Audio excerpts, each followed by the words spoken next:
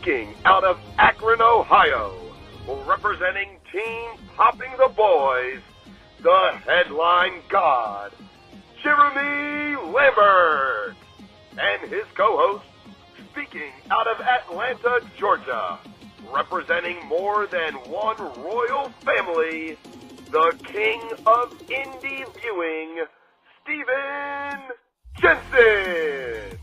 And this is the Spotlight on Fightful. Welcome everyone to the Spotlight here on Fightful. I'm Jeremy Lambert. That is Stephen Jensen, and shout out as always to Big Dick MLJ for the intro. It is Thursday, July 10th, and aside from WrestleMania week, this is one of the busiest weeks in all of wrestling, Jensen. We got AEW All In, we got WWE Saturday Night's Main Event, we got WWE Evolution, we got NXT Great American Bash, we got ROH Supercard of Honor, we got GCW shows going on. So much wrestling this week. But how you doing, buddy?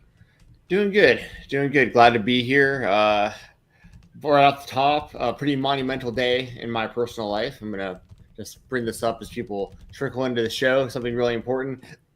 Last week on the show, I was talking about people who, it's like some people talk about it and some people are actually about it, right? Like some people talk a big game, but, actions speak much louder than words. I've been talking for my entire adult life about owning a full body massage chair, Jeremy. I've been talking about my whole life. One finally just arrived in my apartment today. I made a purchase that is a life-changing purchase. I've been using it during all my breaks today. I'll be using it right after we get off stream tonight. So yes, I am the proud owner of a full body massage chair. Anyone who wants to congratulate me via any social media, feel free to, or if you want to in the chat, feel free to congratulate me. Monumental day in the Stephen Jensen world. So yeah, just want to get that out of the way. And, because, Amazon does their Prime days and all the other big companies try to combat that with their own deals. So I wound up, not through Amazon, but through another company that was running some big deals. I wound up purchasing a massage chair. And it was great. This dude brought it. I live up a flight of stairs. It's 15 steps. And this dude hauled this 300-pound chair up here by himself from FedEx. I was very impressed with the technique and him getting it in here all by himself. I couldn't believe it. I thought for sure I was going to be stranded with this thing and not know what to do with it. But no worries, everyone. We're all good. Looking forward to talking about wrestling the rest of the day with you guys. But I want to make sure you get that out of the way off the top. How you doing, Jeremy? I don't have a massage chair, so I guess I'm not doing as well as you, but I'm good. Otherwise, yeah. Congratulations on your massage chair. Thank you. I appreciate that. It means a lot. It's very big of you. Your wife actually sent me a congratulatory direct message. Thank you very much to the EP. I never want to say her actual name out loud. I know you guys. She's always the EP. She's the ITW Anonymous GM. She's just the wife. She many nicknames around these parts. There you go.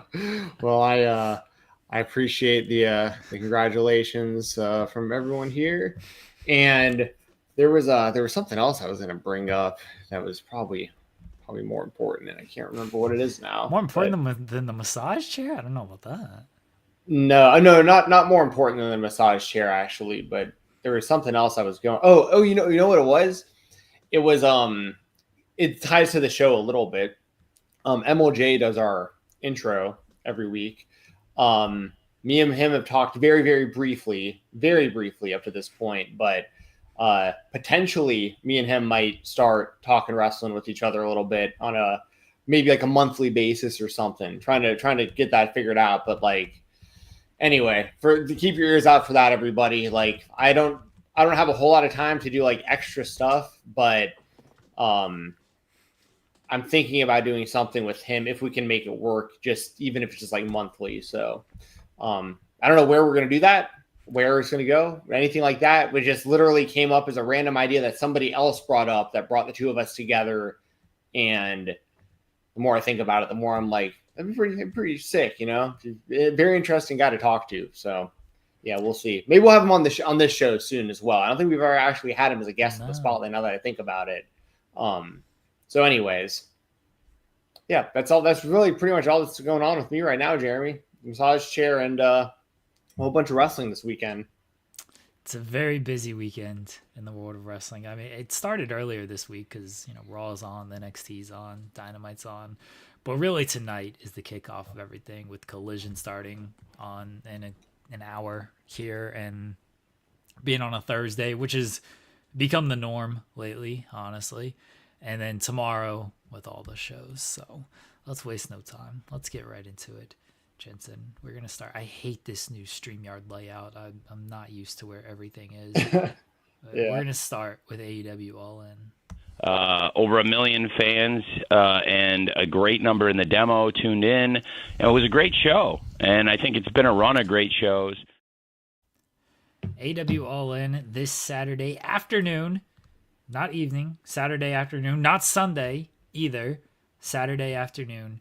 AEW All In, their biggest show of the year. They do not pretend otherwise anymore, which I love and appreciate that they have accepted that this is the biggest show of the year. Headlined by Jon Moxley, Hangman Page, in a Texas death match.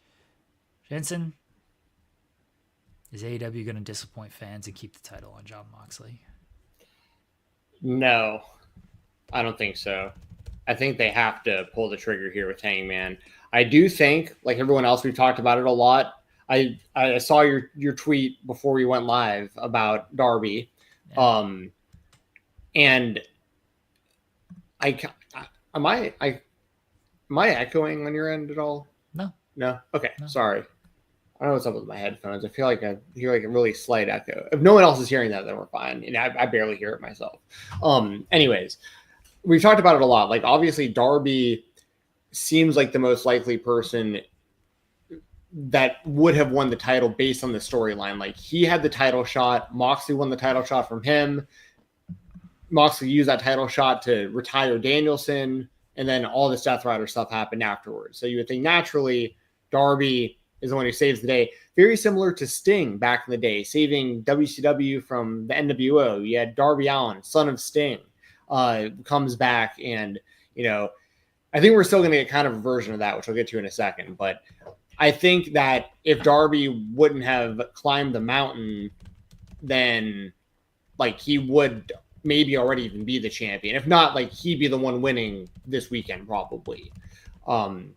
I don't fault AEW in any way, shape, or form for changing course, because technically speaking, Moxley could retain this weekend, and they could wait until Wrestle Dream or something if that's going to be back. And is that going to be back in Seattle, Wrestle Dream? That has that been announced? Let me look. I can't remember. They have announced a few dates. I know All Out is in Toronto this year. Let's see, Wrestle Dream. They've not announced anything past All Out in Toronto, so I don't know if it's back, if it's going to be in the Washington area like it has been the past few years. My guess, don't have any inside information.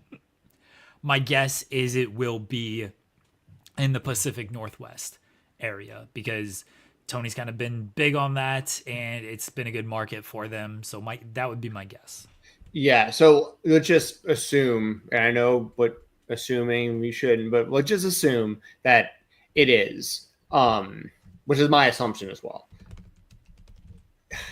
I mean, you could still obviously have Darby challenge for the title on that show if you wanted to, or even win it on that show from Hangman if Hangman's a champion. I wouldn't necessarily want to see Hangman lose the title that quickly, but there's a lot of layers to all this because I feel like Hangman probably wasn't the original choice when the storyline was put together, but he does make the most sense. And it makes even more sense because of the stipulation we talked about last week with the tag match, where I really feel like the Young Bucks are going to win. And a lot of that has to do with that keeps Swerve and Ospreay away from Hangman and away from the title for the next year, which I just feel like all of that makes so much sense. So I'm going to say Hangman would also obviously keep in mind the Death Rider storyline has not been good. And it feels like it's been dragged out, and on a show I feel like AEW has a lot of momentum right now. I think their shows have been really, really good. I think it's really positive vibes. I think that the Death Riders are unfortunately one of the points of the show, at least for me. When they come out or I hear that music, I'm like, ugh. You know what I mean? Like, and that's a lot considering I like Jon Moxley. I think Moxley's fantastic. One of the best pro wrestlers of our generation, honestly. I love Wheeler Yuta. Like, people don't like Wheeler. I actually love Wheeler. He reminds me almost of like 7-year itch Billy Kidman from the Flock. You know what I mean? Like, I not in wrestling style so much, but like the grungy appearance, and just he seems very unclean, but he can really, really go in the ring. Like, but that's what he's going for. You know what I mean? Like, that's what they're trying to get. I think Claudio is one of the most athletic wrestlers I've ever seen in my life, and the strength is unreal. Like, I mean, I could say something about these guys and Pac and Marina. Like, I like everybody involved in this thing. I did just collectively the story just, it's like a downer in the wrong way for the company, it feels like. So that pairs with, like, you should get the title off Moxley. You should end this Death Rider story as fast as you can now. It's been dragging on for like 9 months now. It's been long enough. And, you know, the stars have just aligned for it to be Hangman. And speaking of Darby from before, I do think Darby is going to appear in the main event and help Hangman win the title. And we may even see maybe even Sting and Darby like together, like block some of the Death Riders from like getting in the ring or something. I think Darby and Sting are going to appear to help Hangman win this match, because obviously the Death Riders are going to try to get involved. And it's Texas Death Match. This is going to be the most overbooked match on the show. I mean, this is going to be like WrestleMania 40 main event levels of like run-ins and stuff, probably, and multiple storylines all playing out in the end of one match. So yeah, I know I've rambled on about this, but I know you also talk about this throughout the week. So I know you probably don't want to rehash a whole bunch of stuff you probably already talked about, but like, I'm assuming you're going with Hangman as well here. I'm going with Hangman because I think AEW will stick the landing. As funny to me as it would be if Jon Moxley wins, and the outrage that it would cause, because I do believe it would cause a lot of outrage. Yeah. I think they know they need to stick this landing. And I think Darby's comments, which I've not talked about on any show because that went up after I did my shows so far this week. I think Darby's comments should have AEW fans more optimistic about Hangman winning. Because one theory was Darby wins the Casino Gauntlet and he cashes in at the end of the night after Jon Moxley wins.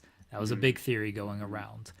You mentioned Darby possibly winning the title at Wrestle Dream, whether it be Moxley or Hangman. Obviously, for story's sake, Jon Moxley makes more sense beating him for the title than Hangman.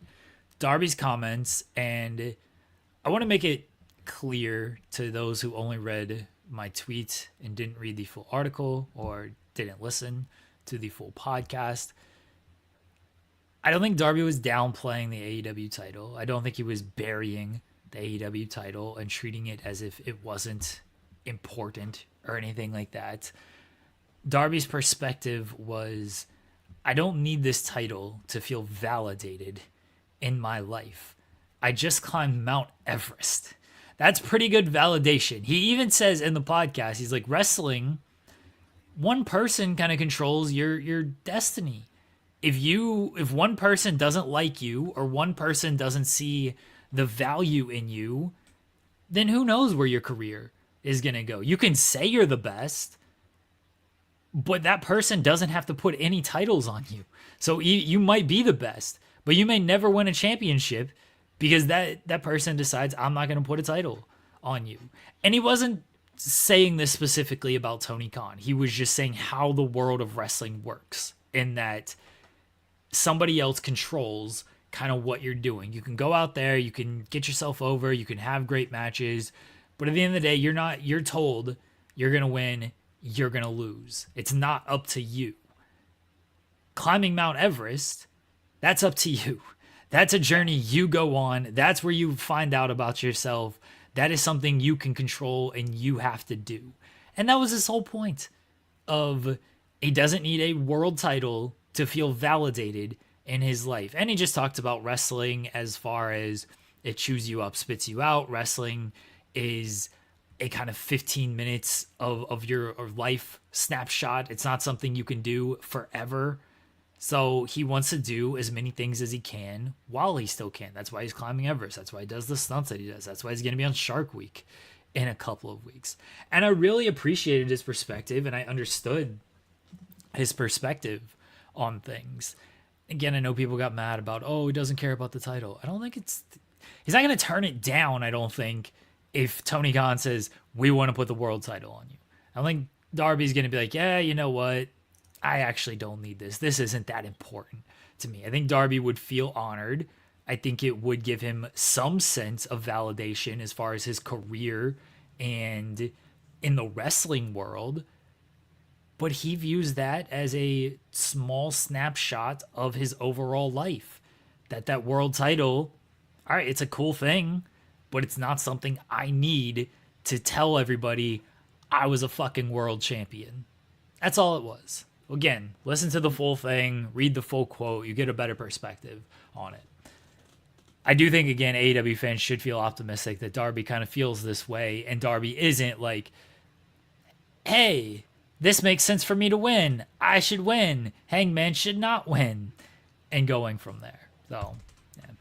Well, also the Everest expedition, or whatever you call that, the climb, that was pushed back because Darby was hurt too. So like, it wasn't like this was like they expected him to be back by now. Like if even, you know what I mean? Like this wasn't like something where, you know, when they came up with this whole idea, they probably weren't 100%. No one was probably 100% sure the timeline of any of this stuff. Darby was hurt. He still wanted to do this trip. They were going to go ahead with the story either way. You know, I doubt Darby is. And that's the other thing too, like you're saying, like how obviously Darby can't be upset about it because he made the personal decision to do the trip when he did. Like he knows full well, like he would have been told by Tony Khan straight up, like we planned to put the title. I mean, it's hard for me to believe that if Tony Khan's plan was to put the title on Darby in this storyline, that he would not have told Darby that, like before Darby made the decision if he was going to do this trip right now or not. Like, and I don't think like Tony Khan would be like holding it over his head, by the way, nothing like that. I just think he'd probably keep him in the loop and be like, hey, this story, you know, if you're here, you would be the one beating Mox on this day. And like, this is the story and blah, blah, blah. And whether he did that or not, honestly, Darby clearly his heart was set on doing this climb. So like, you know, everyone kind of wins here outside of, I mean, like even the AEW fans are going to win eventually. It's just a longer play. You know, as an AEW fan, I like Darby around, and it would have been cool to have him as a part of this story because he was really should have been a really important part of the story. But he's still going to wind up being a big part of it because I think he is going to get involved in the main event. And also, I think Danielson will too. I don't know how like physical he'll get, but I think Danielson will also pop up and help Hangman. Honestly, it could even the most poetic thing that could possibly happen would be, you know, Danielson. We have like multiple Death Riders and people come out. I mean, we might even see like the return of Eddie Kingston maybe on this show. Like, who knows? You know, Eddie apparently looks pretty good now. I haven't seen him in a minute, but I saw people saying he was looking in good shape recently. He's been working with Cesar Bononi, and he's been looking good.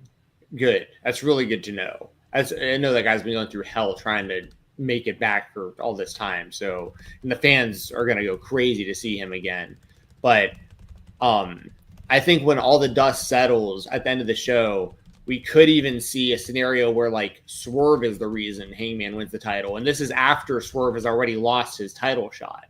Or I know we got to talk about other matches on the show. So this kind of ties in when it comes to the Swerve and Ospreay match against the Young Bucks. I know I've already made my prediction of the Young Bucks winning, and we talked extensively about that last week.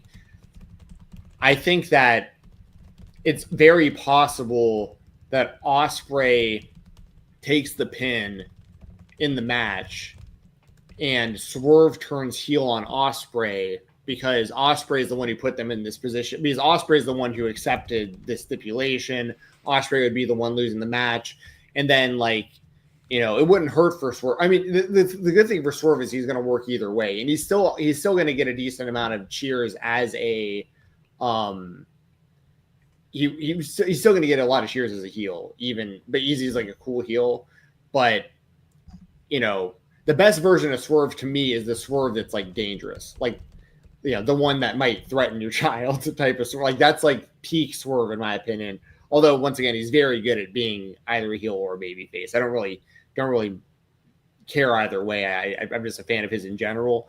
But anyway, there's maybe something to keep our eyes on too. Like, does Swerve turn heel? And if he doesn't turn heel, I could see him maybe actually being like the last person that helps Hangman at the end of that match or something. And Hangman just kind of gives him that nod, like, some sort of nod of respect, and they know they can't touch for the next year. But like when that year ends, like it's going down. So, yeah, I don't know. There's a lot of ways they can go with this, which is really great, honestly. There are a lot of really, really good options that can come out of all these matches and these stories. Are you tweeting at MJF or something? What's Will talking about? Am I tweeting at MJF? Will says, LOL, MJF tweet at Jeremy. Did he tweet at me? Oh, did he? I don't know. Let's look. Oh, he did. Oh, no. What did he say? Oh, it was the show of, was it necessary for MJF to mention Jay Briscoe? He just said, yes, pussy. Cry about it. Oh, that's great. Oh, that is so great. I love that. Oh, man. Oh, I'm just laughing. I'm just saying respect. I should be hopefully seeing him at these. Well, I shouldn't say hopefully. Like as long as I plan on being there, as long as he's there at the center stage show for 1FW. By the way, everyone, we didn't mention at the top of the show, there's going to be an interview running at the end, a pre-recorded interview that me and Jeremy recorded with the whole Frat House with Jameson, Cole Karter, Griff Garrison, and who am I missing? Why am I blanking? Too many people. And I'm thinking about Cesar Bononi now, and obviously he isn't in the group. Griff Garrison, Cole Karter, Preston Vance, Jack Jameson, Preston Vance. Yes. Yeah. You got me thinking about Jack dudes, and I'm just like Cesar Bononi. Couldn't stop thinking about him because apparently there's a lot of wrestlers that are going to him now, not just Kingston. I've heard of like many wrestlers getting back in shape with Bononi. Anyway, yes, Preston Vance, of course, the former 10 for the Dark Order. We're going to be running that interview later on this show, so hopefully y'all stick around for that. And there's a big 1FW show coming up in center stage. Anyway, that ties into MJF because he's supposed to be at that show, and I'm hoping to see him live. Yeah, is he talking shit about you still? He already. No, it was just that. No, That's that funny. rules. I appreciate him. Big pop interacting with the show earlier. That was such a bait like headline for In the Weeds this morning of like, was it necessary for MJF? Like, it was so baity. So it's very funny that he replied to it. Yes. Good. I hope we get more views out of it. Yes, nice. Subscribe to Fightful Overbooked. Yeah. When speaking of that, I thought to answer that question, like, here's the thing: if Mark's okay with it, I'm like, it is. You know what I mean? I'm not gonna say you can't do this if you're okay with that. Obviously, I personally probably wouldn't want that done to me. Like, if someone like used someone close to me like that in a storyline, that'd be weird to me. But at the same time, like, everyone knows Jay, everyone loves and respects Jay, even MJF. Obviously, but like,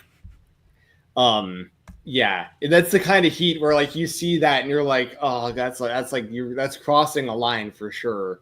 But obviously, it's not happening without Mark being okay with it. So another thing is MJF is like, if anyone's gonna do it, it should be MJF. Like, MJF's like the guy who like, if anyone's gonna be crossing the line, I'm okay with MJF being that guy because that's his character to do that. I thought it was. Mentioning Jay was fine. I didn't think you need the line of, oh, Jay Briscoe would say to you, I wish it was you. Right. That's what I'm referring to. That specific line is what I'm referring to. Sure. Yeah. I didn't think that was necessary, honestly. I think MJF should be better than this. I think he can be better than this. But it's fine. Yeah. Dude, I love MJF. Like, I mean, people know that I've been a supporter of his, pre AEW. Yeah, that guy told me to fuck myself. Back when I was on a Dojo Pro, a little taping in Nashville, I went up to shake his hand, and he left me hanging and told me to fuck myself. And this is like one of the first times I knew about him, but I'd never like seen him live. So I thought maybe he like cut the gimmick off like when the camera stopped rolling, and like he totally didn't. And I thought there was something that I had done wrong. And then I realized he was doing it to everybody, and then it clicked with me. I was like, "Oh, this guy's a fucking genius." I was like, he stays in character the whole. He's great. The whole time. Well, I know this now, obviously, but I'm talking about like 7 years ago or whatever. He was calling himself like the best rookie in wrestling when I saw him the first time, or the best 2-year wrestler or whatever. So like anyway, my point is, I'm a huge MJF fan. I think it's very funny that he interacted with that tweet, and also. The stuff with him and Mark, I think I'd read through Fightful at one point pretty recently that MJF was like lobbying for a program with Mark himself. Like he wanted to work with them. So like, I'm glad that these guys are, and I'm a big Mark fan. I think the Briscoe brothers are like one of the best definitely of our generation, one of the best tag teams for sure. And all time they're up there. I mean, those guys ruled. Anyway, that kind of ties into the Gauntlet.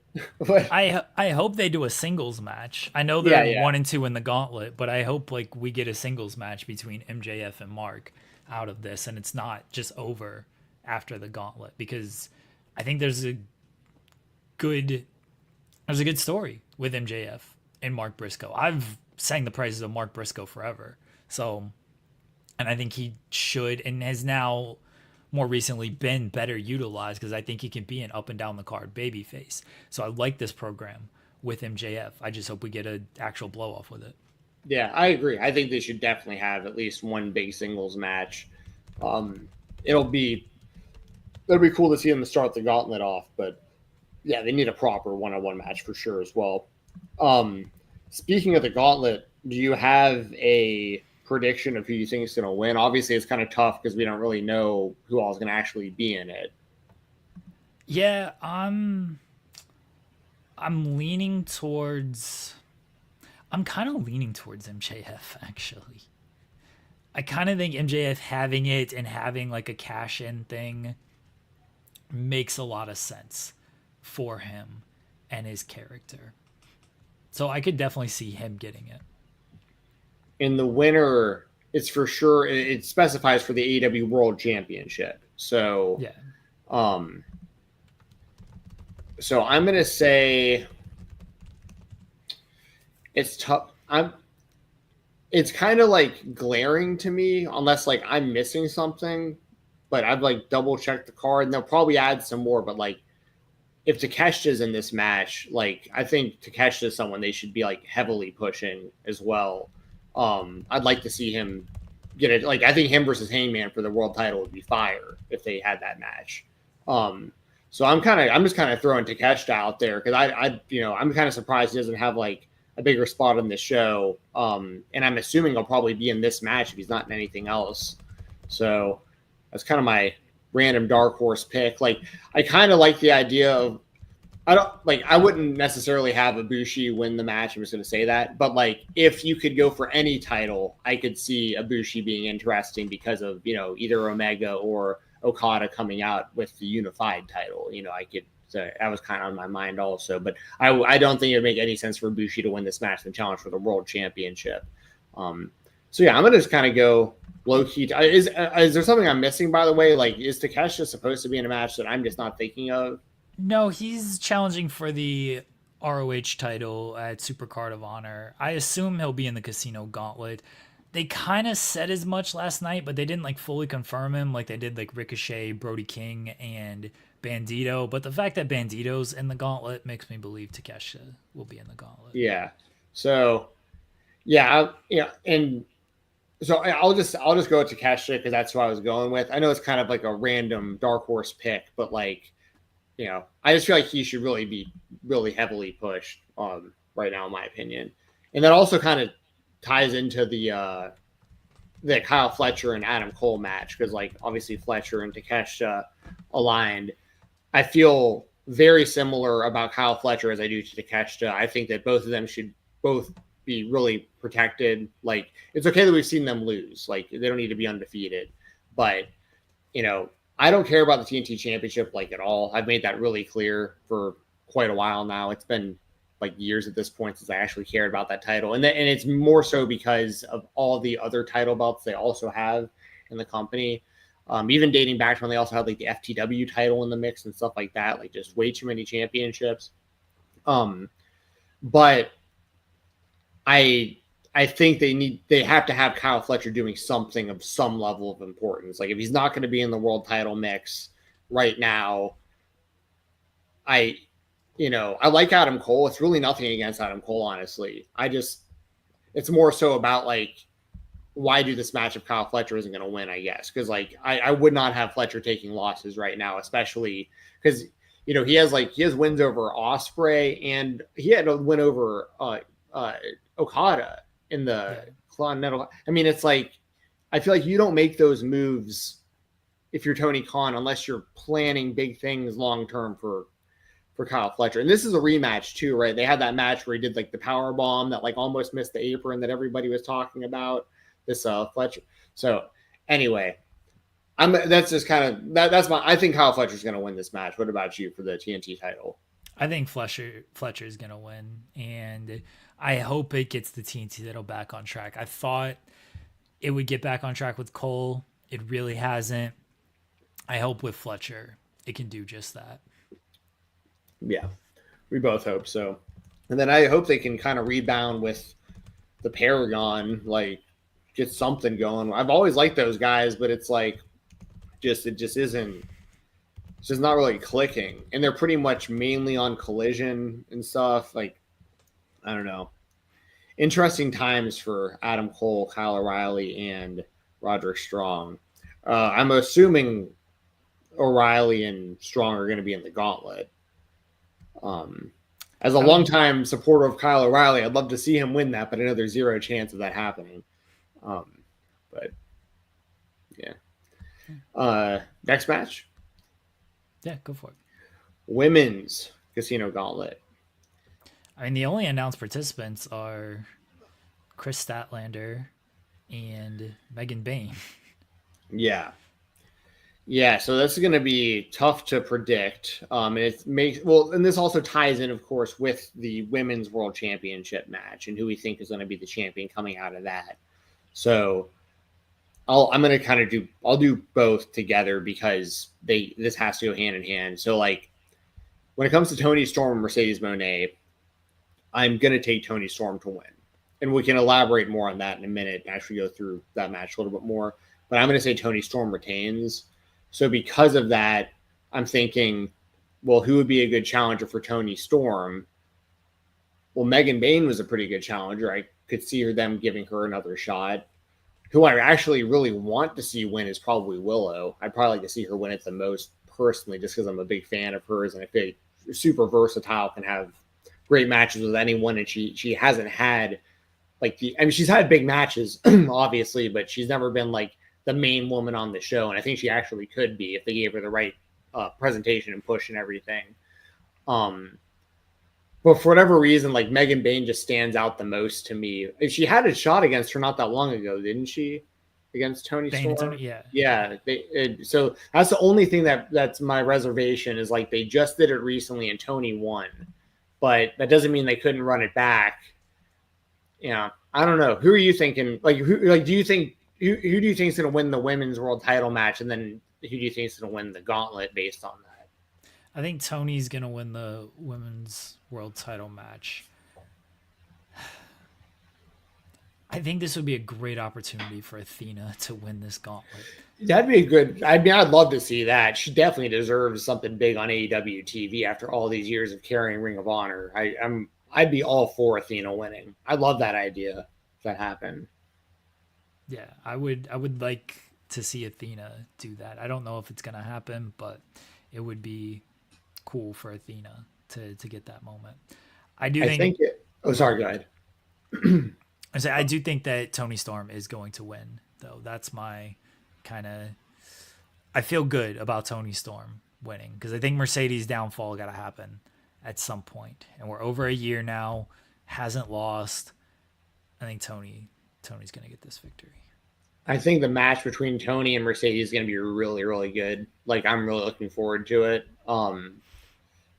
I I think if Mercedes wins, then I'd go with Willow. Like, I'd be more confident with Willow just because I feel like that would be like a women's world title match that they would do between those two.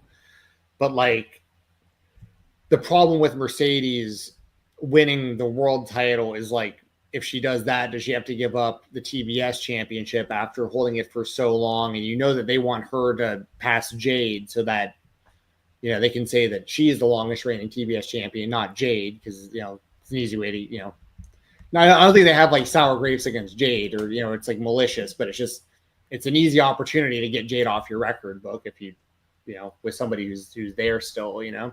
So I could see them doing that. So I don't think they're going to take the TBS title off of Mercedes. And then, because that also causes additional problems, like, do you have Mercedes defending the TBS championship? I know they've done that in wrestling history. Like, Seth Rollins was the US champion and the WWE champion like a handful of years ago, and he defended both titles simultaneously and stuff. But I really hate that concept. Like, if the world champion loses as a mid-card, it makes it feel like the person who just won the mid-card title like really should be the world champion, you know? And even like back in the day, I remember when Bill Goldberg, who we're going to be talking about here in just a moment, it's wild that I remember like 30 years ago when Bill Goldberg was the US champion and the WCW world champion, and he relinquished the US championship. But that made perfect sense within the context of that story because Goldberg was in the middle of the undefeated streak. So like, it would have made no sense for him to lose the streak off the US championship. You know what I mean? So that one makes more sense to me as far as like stripping someone. But anyways, that's a long way of getting around to say that there's a lot of like, if Mercedes wasn't the TBS champion, I'd probably be leaning towards Mercedes winning this match, honestly. But because she already has that belt and all the reasons I just mentioned, and by the way, I'm not giving Toni Storm enough credit with this prediction either.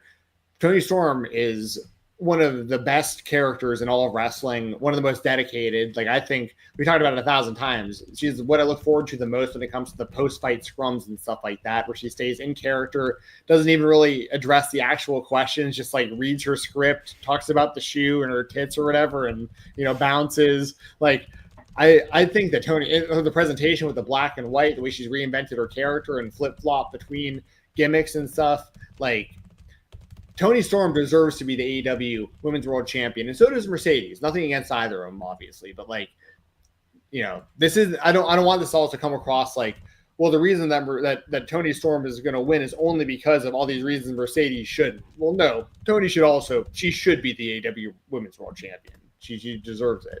So yeah, I'm gonna stick with Toni as well, and I guess I'm gonna go. Who did I like the Athena pick for the Gauntlet. I kind of want to change my pick to Athena, honestly, because I really hope that she, like, you know what I mean. I love Megan Bain. I love these other women. I love Willow, but like, Athena's just been like, I don't want to say she's been done dirty because like they built like a whole promotion around her, but she has been done dirty that like she hasn't been being seen by millions of people this entire time, and she's been great this entire time. So like, they're just like hiding her away. Like, we see more of Billy Stark, and y'all know I love Billy Starks. We see more of Billy Starks in AEW than we see of Athena, which is like kind of just crazy when you think about it that way, you know? So anyways, yeah, that's the state of the AEW women's division from me there. So what else do we have? We got Okada and Omega. We have a winner takes all. Now, this is starting to get real confusing because I heard the other day Tony Khan talking about how it's a unified title belt, but they're still going to carry, I think, the other championships. Yeah. I hate that so much. It's going to be what I thought it was going to be when this was announced. Yeah. Even though they're doing a unified title, it's not its own separate title. I mean, it is, but I'm saying like it's not just it's merged into two things. And I thought the giveaway, honestly, was when they did the plates and they had Okada and Omega as the side plates. Like you're basically saying this is a championship to raise the stakes for Okada and Omega, which is fine. I don't have an issue with that.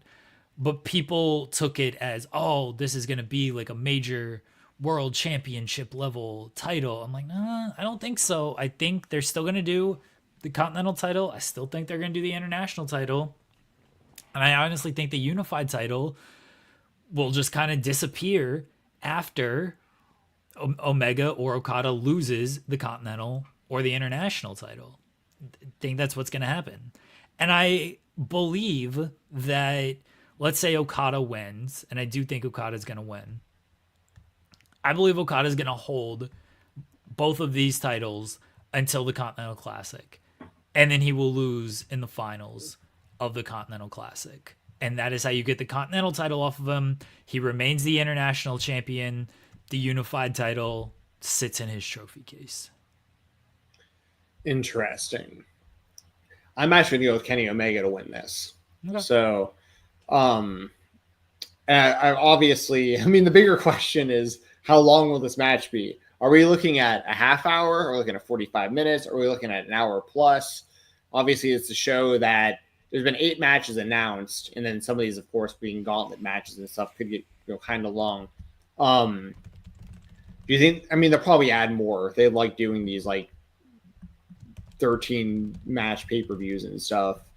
I don't know if they're gonna add too many more, because I think they'll add something to 0 Hour. I don't know if you saw Big Boom AJ and his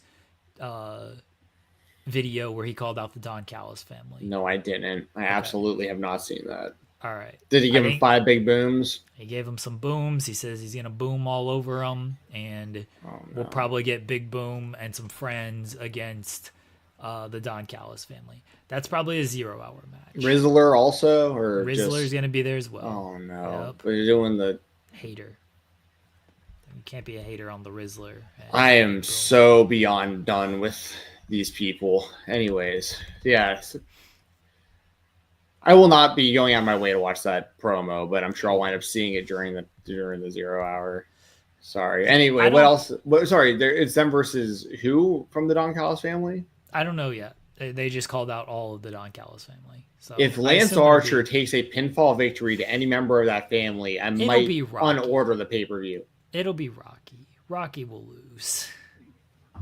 Yeah, I guess. I mean, I guess that makes the most sense. Really, Don Callis himself should be taking the pinfall, honestly, to someone in that. Well, I know they try to get the dad over more. It's not. Imagine the Rizzler pinning Lance Archer. I would rule. Anyways, I don't think they're going to add too much more to this pay-per-view, though, because Moxley and Hangman's probably going to go pretty long. Both of the gauntlets have potential to go long. I think Mercedes and Tony is going every bit of 20 minutes, maybe even longer. Bucks, Swerve, and Ospreay, probably a long match. And I think Omega Okada is going to be in the 40 to 45 range. So you're already looking at a pretty long pay-per-view with just these matches. Pay-per-view starts at 3. I could see it going every bit of 5 hours, honestly. Yeah, my thing is honestly, like, I think you're right. They're going to go at least 40, I think, Omega and Okada. I think it'd be smart of them to leave time, like you're saying, don't add too many matches and just leave time. If they're feeling it and they want to go longer or whatever, just, let them do their thing. The longest match I think they've ever had with one another, was it the 2 out of 3 falls match that went like an hour 5 or something like that? Yeah, 45 is the shortest, I believe. Or maybe one of the G1 matches where it was actually shorter than that. And this is like the match that that everyone's been wanting to see since the second Okada got signed. We've all wanted to see Okada versus Omega. I feel like that's a big part of like what Tony Khan was buying when he took on this big contract and gave to Okada when he came over from New Japan. Like, and obviously he got prolonged when Kenny was out with diverticulitis. But, I just hope that they get what they want out of this, because that they're going to have really high personal expectations for this one. The fans' expectations are going to be through the roof. And I love that Omega's taking this perspective right now with his career where he's like, I think he's really viewing every match like it might be his last match. Like, he might be over dramatic about it. Like, I don't as far as like, the reason I say that, and I don't mean that disrespectfully, the reason I say he might be being over dramatic is because I don't think he'd be having like a 1 hour long match with Okada this weekend if like he wasn't physically like good to go. You know what I mean? Like, obviously they play up the diverticulitis and stuff when they do the fake attacks on the show and stuff and hit him with lead pipes and whatnot. Obviously they're always playing up to that, but like, I do think Omega's window though is closing as far as like being able to go out there and have the kind of match he's going to have this weekend on like even like a somewhat regular basis, but you never know though. Like, I'm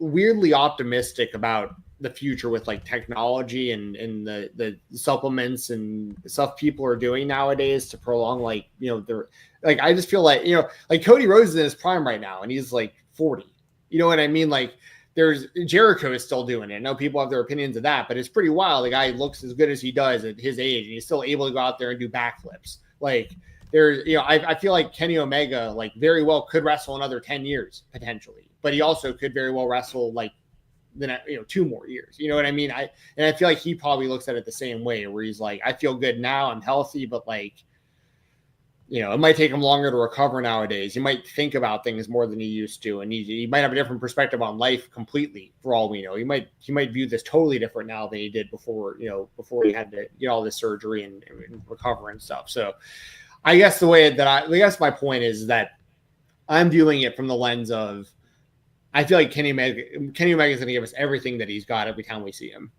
And I don't think we're going to get, an hour-long match every time, but like, this is the one. Like, if he can have one more 1 hour 7-star match, like, he's trying to do that this weekend. And that's why we should all be excited about this. And also we're going to be seeing, for all the people who complain about Okada, Nakamura just wants to surf, Okada just standing around saying bitch and just collecting Tony Khan's money. Like, this is why Tony Khan pays Okada what he pays him, like, is what you're going to see this weekend. So, and by the way, I like Okada and I don't blame him for, like, he's in a point of his career where he's wrestling TV matches. Like, when he was in New Japan, it was just totally different. Like, now he's wrestling TV matches with commercial breaks and stuff. Like, he's not going to go out there and have 7-star matches every single week anymore. It's just not going to, it doesn't make it, nobody's going out there doing that. Okada, I think, plays his role perfectly in the week-to-week stories and with the elite and stuff. So anyways, I'm still taking Omega. I think it just makes the most sense for him to win. All right. Yeah, I think Okada's going to win. I think they're both good choices. What else do we have? Anything else? Oh, the Hurt Syndicate defending the AEW tag team titles against Kevin Knight and Speedball and Nick Wayne and Christian Cage. And did they not add FTR last night? No, FTR might get added tonight. You'd think so. I mean, why would they be left off of the show, especially when the Patriarchy just got randomly added? Like, I think we're gonna get like some type of in-ring segment with FTR and Stoke, and it's gonna be the return of Copeland.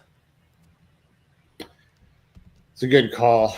I didn't even think about Cope at all, just because I have no idea what his timeline for return was. But if he's healthy. It was, it wasn't a real injury. It was a kayfabe injury. So it's not like he's actually hurt. He's been at Toronto Maple Leafs playoff games. I mean, they went out in the first round, but he was there for as long as they were there. He's been doing media and stuff. Yeah, I forgot. He's been out just because they attacked him. Yeah. I forgot that was the reason he was out. I thought I'm just so used to him getting hurt every X amount of months that I thought he was out with something legit again. So that's my bad. Okay, well, it makes sense for him to return then, for sure. As far as the tag team match goes, though, I think probably regardless of any teams they could possibly add, I'd probably go with the Hurt Syndicate no matter what, unless their whole thing is like add these other teams so that Lashley and Benjamin don't have to take a pin and they can get the titles off of them. But I wouldn't put them on jet speed. As much as I like Kevin Knight and Speedball, like they get their asses kicked every week, like as a tag team by the Hurt Syndicate. It'd be kind of weird for them to win the titles all of a sudden. And then I like the Patriarchy. I just don't see any reason why Christian Cage and Nick Wayne would be the tag team champions. And then if you go to FTR, that's a bit more understandable. They've been the champions before, obviously, but at least they have something different going on now with Stokely. So like, I'm not against the idea of FTR winning the titles, kind of out of nowhere in a match like this, So of the teams we know are for sure in the match, though, I definitely would go Hurt Syndicate over Jet Speed or the Patriarchy. I think Hurt Syndicate's going to retain. It would be very funny if Patriarchy won by pinning Jet Speed. Yeah, that'd be pretty crazy. Because I kind of feel like they got to keep the titles on the Hurt Syndicate while, MJF's like focused on the World Championship, but there's like this underlying thing where like you just know that Lashley still isn't really cool with this. I feel like, and like they got to get to a Lashley versus MJF match at some point, you'd think, but I don't know. I didn't think that MJF with the Hurt Syndicate made any sense whatsoever, but it's worked better than I expected it to. I don't think it's like the best thing in the world, but like I like it better than I thought I was going to. So that's pretty much everything I think for the pay-per-view though that's been announced. Should be a fantastic card. The top 4 matches, not only should they be great matches, you could go either way on all 4 of them. I'm pretty firm in Hangman and Tony winning. I could be swayed on Omega and Okada and Bucks, Swerve and Ospreay. I can even be swayed a little bit on Moxley, Hangman, and Tony and Mercedes. But if I had to choose like which ones I have the full belief in, those would be the 2 that I believe the most in. When you say you could be, you can have your mind changed on Hangman and Mox, is that based mainly on that if Mox retains, you're expecting it to be they're going to hold off for Darby? Yeah. Gotcha. Yeah, I that's really the only other thing that would make any sense. Like if Hangman doesn't win, Darby Allin better win that title, if not at Wrestle Dream, sometime before Wrestle Dream. If Darby Allin better win that title right after Hangman loses, because I think there's not going to be a riot or anything. There's going to be a very strong backlash if Hangman does not win on Saturday.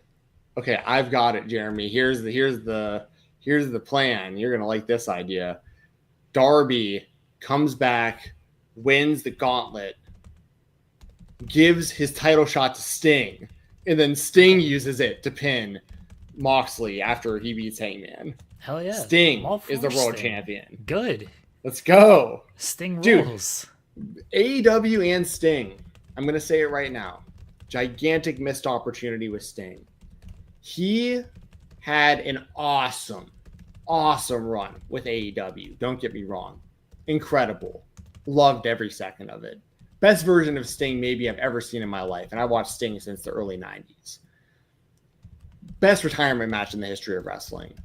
But I wish we all knew how badass Sting was going to look like he does right now. Like with Sting with the long beard, with the face paint over, with the white hair. That's so toyetic. Like they need to make action figures. Like that's a big part of the reason I hope he shows up at the pay-per-view to help Hangman, is because if he shows up looking like that, I feel like Jeremy Padawer will have the team make a new Sting that looks like that for the action figure line.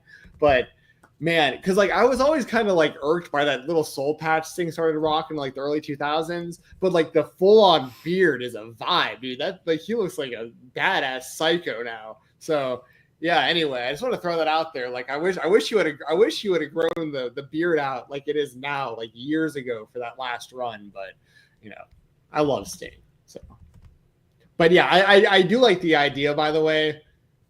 I don't love it, but like I do like the idea hypothetically of like if Mox won, Darby coming out and winning at the end of the show. But I do think that makes Hangman look kind of lame, unfortunately, and I think it makes Darby kind of lame too, because like, oh, a cash in is how you're gonna win this. I don't think that's gonna be Darby's big title moment is via cash in. Like usually that's reserved, and this is just WWE history.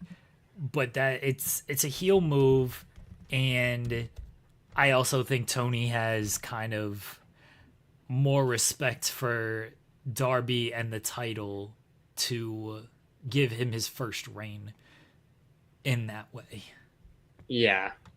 It'd be lame too that Darby, like, even just like storyline wise, like he disappeared when storyline wise, basically when the going got tough. Like he got his ass kicked, he got thrown down like a flight of stairs or whatever it was, and like we just haven't seen him. Where all these other people have been fighting the Death Riders this whole time. So like if Darby just came back out of nowhere and just basically stole the title from the Death Riders, then people like it's much different than if he had been around and we could have gotten the story of like Darby up in the rafters, you know what I mean? Not wrestling for, 6 months or something. And Sting went like an entire year without wrestling. I wouldn't want Darby to go that long, but anyways, we can move on to, I know we got more predictions to get to. Jeremy's got to cover Collision here in about a half hour. So we can move on unless you got anything else to add for AEW. No, I mean, do you want to talk about NXT Great American Bash? Do you watch NXT? Okay, fair. I don't even know if you even watch NXT. We'll talk about Saturday night. I watch WWE Evolve. Okay. I watch NXT Level Up every week for the Weekender. I remember that. Yeah, I pop in and out when it comes to the actual one. I love the original, like the first probably like 4 years of NXT I was all about, but yeah, not so much anymore. Yeah. All right, let's get into WWE. I need to finish the story. In the WWE, the story never finishes. WWE Saturday night's main event on Saturday, headlined by Goldberg's last match against Gunther. Is Goldberg gonna win? Dude, so this is like, I talked about it last week about how weird it was that John Cena's big story as the heel champion is, I'm going to retire with this belt and ruin wrestling. And Bill Goldberg is right here with the same opportunity to win that title, win the other world title belt. And it's already being advertised as his retirement match. So it's already, that's built into it. Like if it goes hand in hand, if this is his retirement match, he wins the title, he retires as the champion.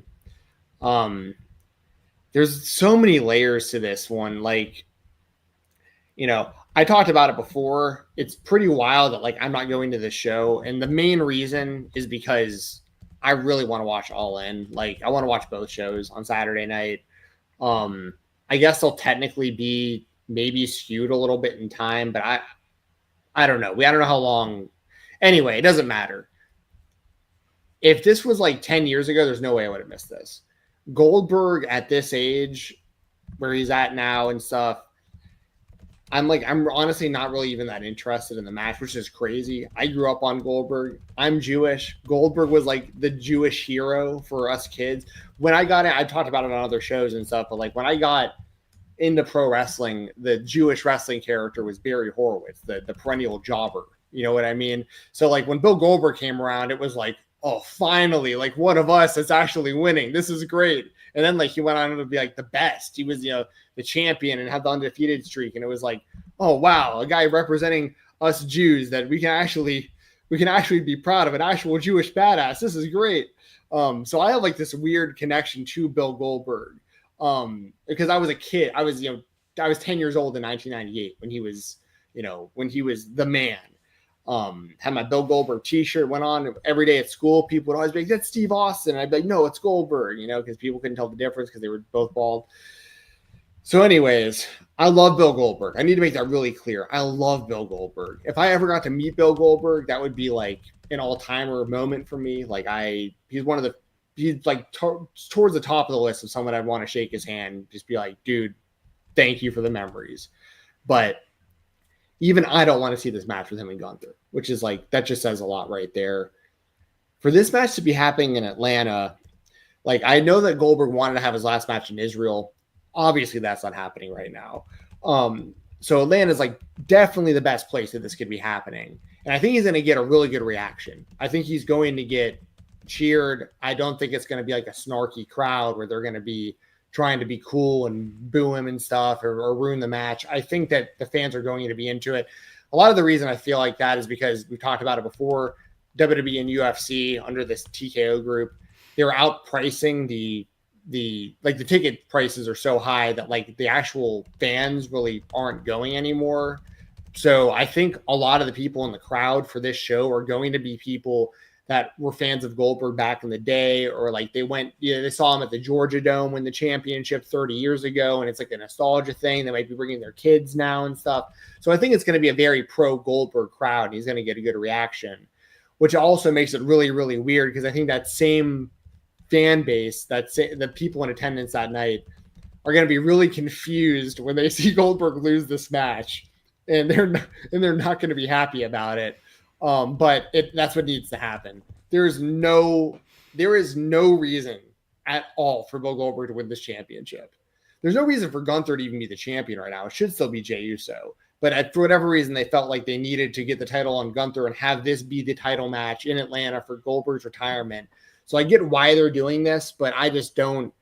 I think it's a bad idea. This match. Another reason I don't want to go is because for me to go, honestly, for me to even deal with traffic in Atlanta and then find parking near State Farm Arena, that alone is enough reason for me not to want to go. On top of the fact that this match is going to be like maybe 3 minutes long. So it's like I'll say this: the entrances will be longer than the match.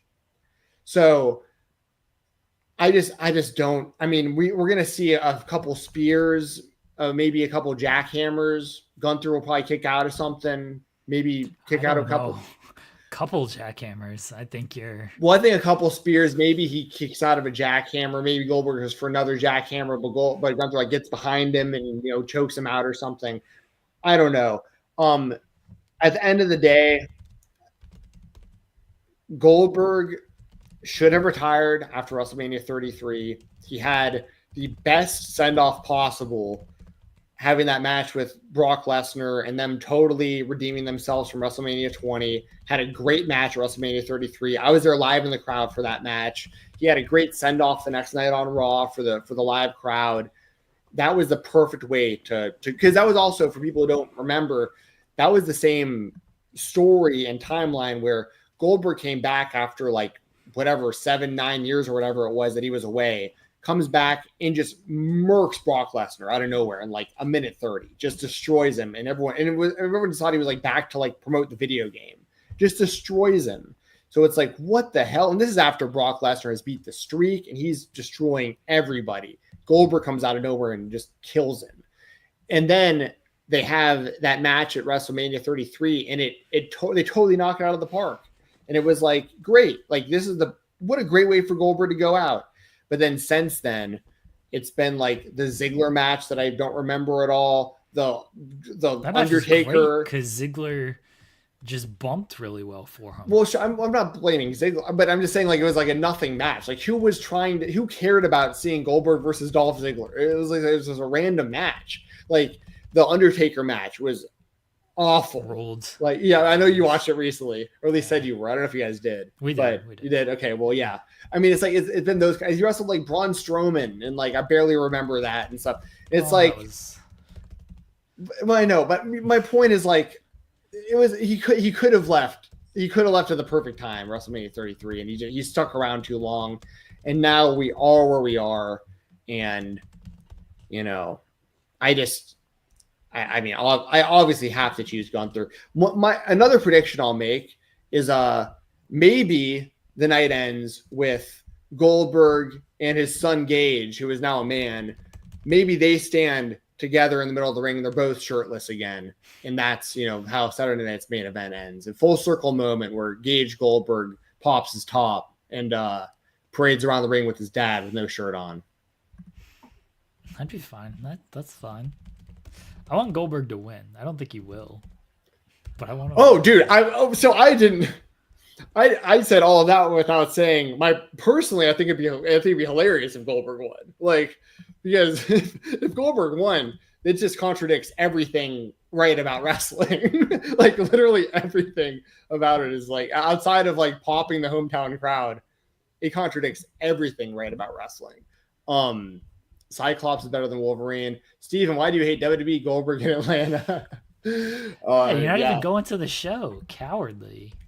Dude, once again, if it was a situation where like I was offered tickets or something, I'd obviously strongly consider that, but there's no way I would pay those ticket prices to see Goldberg wrestle less than 3 minutes and deal with Atlanta traffic. Like when I can sit in my massage chair and watch multiple screens on 75-inch screens in my massage chair, I'm good. But yeah, I'm taking Gunther. I'm assuming you are as well, unless you actually think Goldberg has a chance of winning this. I imagine Gunther's going to win. Yeah, I can see where Goldberg wins. I remember we were all like, there's no way Goldberg's going to beat The Fiend. And then he destroys The Fiend.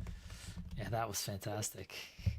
I mean, imagine also, because I say that, but it's kind of similar to Gunther, right? Like Gunther's been really, really well protected. He's only lost basically on the main roster. He's basically only lost the Intercontinental title match and the Jey Uso. I mean, he like lost the Intercontinental title, lost the World title. Like that's pretty much been it. So he's kind of in a similar. I mean, the gimmicks are obviously very different, but it's a similar type of situation to what the Fiend was in when Goldberg destroyed him. The Fiend was supposed to be completely unbeatable, unkillable monster, Frankenstein, Jason Voorhees, whatever, and Goldberg beat him in like a minute with like 2 spears and a jackhammer. So, you know, part of me is saying there's no way they do that to Gunther after the way he's been protected for the last, you know, the entire time he's been in the WWE system. Because when he wasn't here in the main roster, he was the champion almost the entire time he was in NXT UK. So, but that's all to say, hey, maybe they just decide 2 spears and a jackhammer, 1, 2, 3, send the people home happy in Atlanta, hand the title to the new Atlanta hero, Cody Rhodes, and walk away. I'm surprised Cody's not on the show. I'd imagine he'll make an appearance for the crowd unless like he's doing something else. But yeah, I assume he'll have to do something with the live crowd because it doesn't make a ton of sense for Cody to not be on this show. Like, it's in Atlanta. You would think he would be there in some capacity. You would think. I have no idea when they start filming Street Fighter. I don't know if that's like anytime soon, but that's badass. I saw that he's going to be Guile, which I think that's fucking awesome. I love Street Fighter. I love the games like Street Fighter 2, especially when I was growing up. And I remember the movie with Jean-Claude Van Damme and stuff. I don't know the character that Roman Reigns is. Like, I know he's in the movie, but I'm not sure if I remember the character that he's going to be. But I remember Guile really well, obviously. I thought maybe they were going to make Roman Blanca. Like, I wonder who's going to play Blanca, the dude who electrocutes people. Yeah. Yeah. Anyway, I'm actually looking forward to them making that movie. Anyways, we're both taking Gunther. I think that Goldberg should win. I mean, I'd mark out for it from home, but it just goes against everything. Unless he sticks around for like an actual last run of a few matches and puts someone else over on the way out. This makes literally no sense for him to win this match. Seth Rollins and LA Knight. I mean, I got to go with Rollins, but, you know, so the other scenario, which I would hate this idea, would be if Goldberg beat Gunther and then Rollins cashed in on Goldberg and won the championship. And I would, if LA Knight beat Seth Rollins, I could see them doing that because it's similar to WrestleMania was 31 when Rollins lost to Randy Orton earlier in the show, then made it a triple threat and won at the end. They can basically do the same thing on this show if they wanted to. I doubt that they will. I think it'd just be smarter for, you know, Braun, those 2 dudes to, you know, probably, you know, get involved in some way, shape, or form to cost LA Knight. I would just have Rollins win straight up. Maybe Roman Reigns returns here.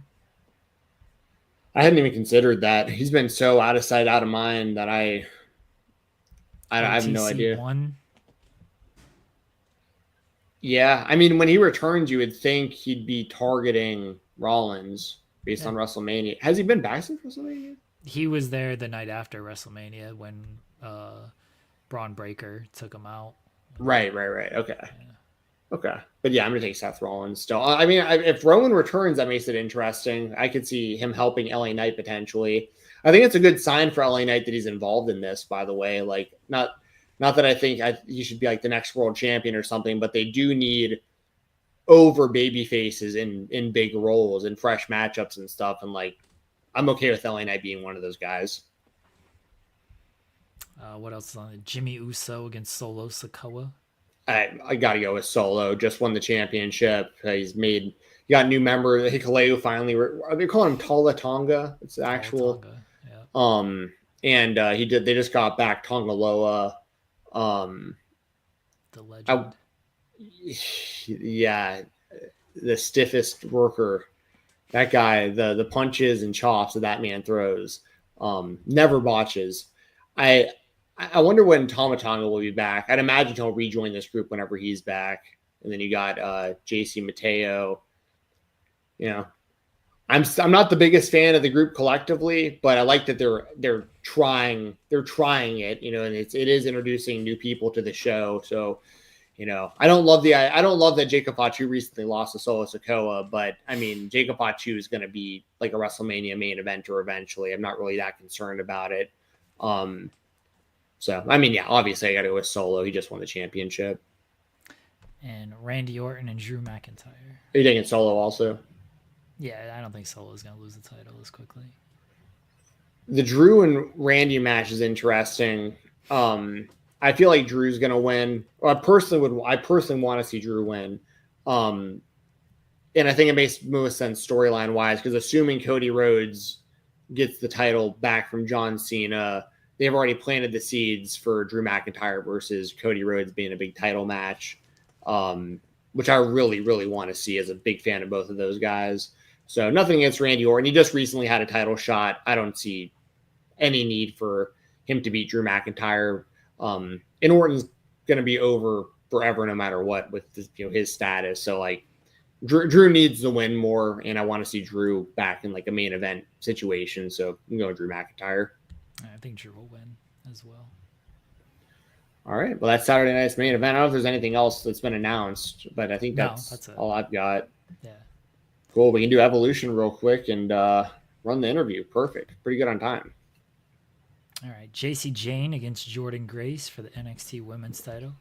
Jordan Grace, easy. It should definitely be Jordan. I know JC Jane recently won the title. I do know that, but I'm not going to go against Jordan Grace. It is weird because it's Jordan Grace and Blake Monroe in a tag team match the night before, right? Or the 2 nights before. No, one night. It's on Saturday evening or afternoon. It's against All In. The NXT show? Yeah. Okay. Yeah. I'm getting my. Wait, I thought the NXT show was on Friday. No. It's on Saturday? Yes. So, because they're doing center stage. They're not doing the same venue. Okay, that makes sense. It's also Saturday afternoon. It's against right. All In. Right. I got you. It's Saturday during the day from center stage, and then Saturday night at State Farm is Saturday night's main event, and then Sunday at State Farm is Evolution. Yes. That's right. I don't keep up with NXT enough, but I'm assuming Blake Monroe is a babyface if she's been teaming with Jordan. Maybe they turn her for whatever reason with Jordan, and Jordan loses or something. I don't know. My thing is like I've been advocating for Jordan Grace to be in a position like this for years, and like just pull the trigger. Like it's right there. Just make her that. The only reason she shouldn't be the NXT Women's Champion is if they're going to move her to Raw or SmackDown, because like she could be on any brand right now, ready to go. So. But yeah, I'm taking Jordan Grace. I think JC Jane's going to win. Boo. Io Sky and Rhea Ripley. I'm actually going to take Rhea. That's not. not a big revelation or a hot take or anything. You know, I'm gonna go with the most over woman in the company. I'm gonna go with Rhea Ripley. I think most people expect Rhea to win, and that's why they're a little disappointed because, Io's run, she hasn't wrestled since WrestleMania, and people are like, "What? Why are you not having one of the best wrestlers in the company wrestle?" And here's Rhea getting another title shot. I think most people expect Rhea to win. Yeah, and I think that's why I said it the way that I did, because I expected Rhea to win at WrestleMania. So it's like, well, she didn't then. Well, I actually think she's gonna win now. So like, I love Io, by the way. She's one of my favorites, but you can only prolong this for so long without Rhea. Like, you can only give Rhea so many chances without her winning this thing again. That and she's still the most over woman on the show. So I mean, it just makes sense. Put it back on Rhea. All right.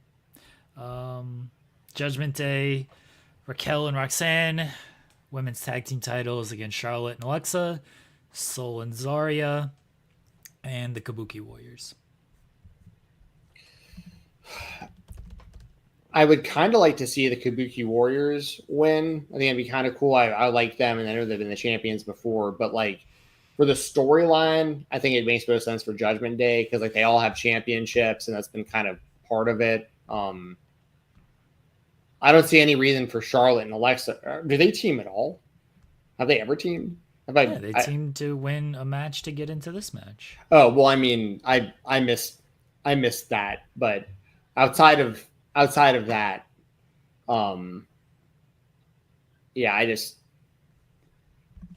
it probably just makes the most sense to keep it on Judgment Day, right? I mean, I don't really see any reason to take the titles off of them because the Judgment Day, like they all have gold. Like that's a big part of what they're doing. So might as well keep it on them.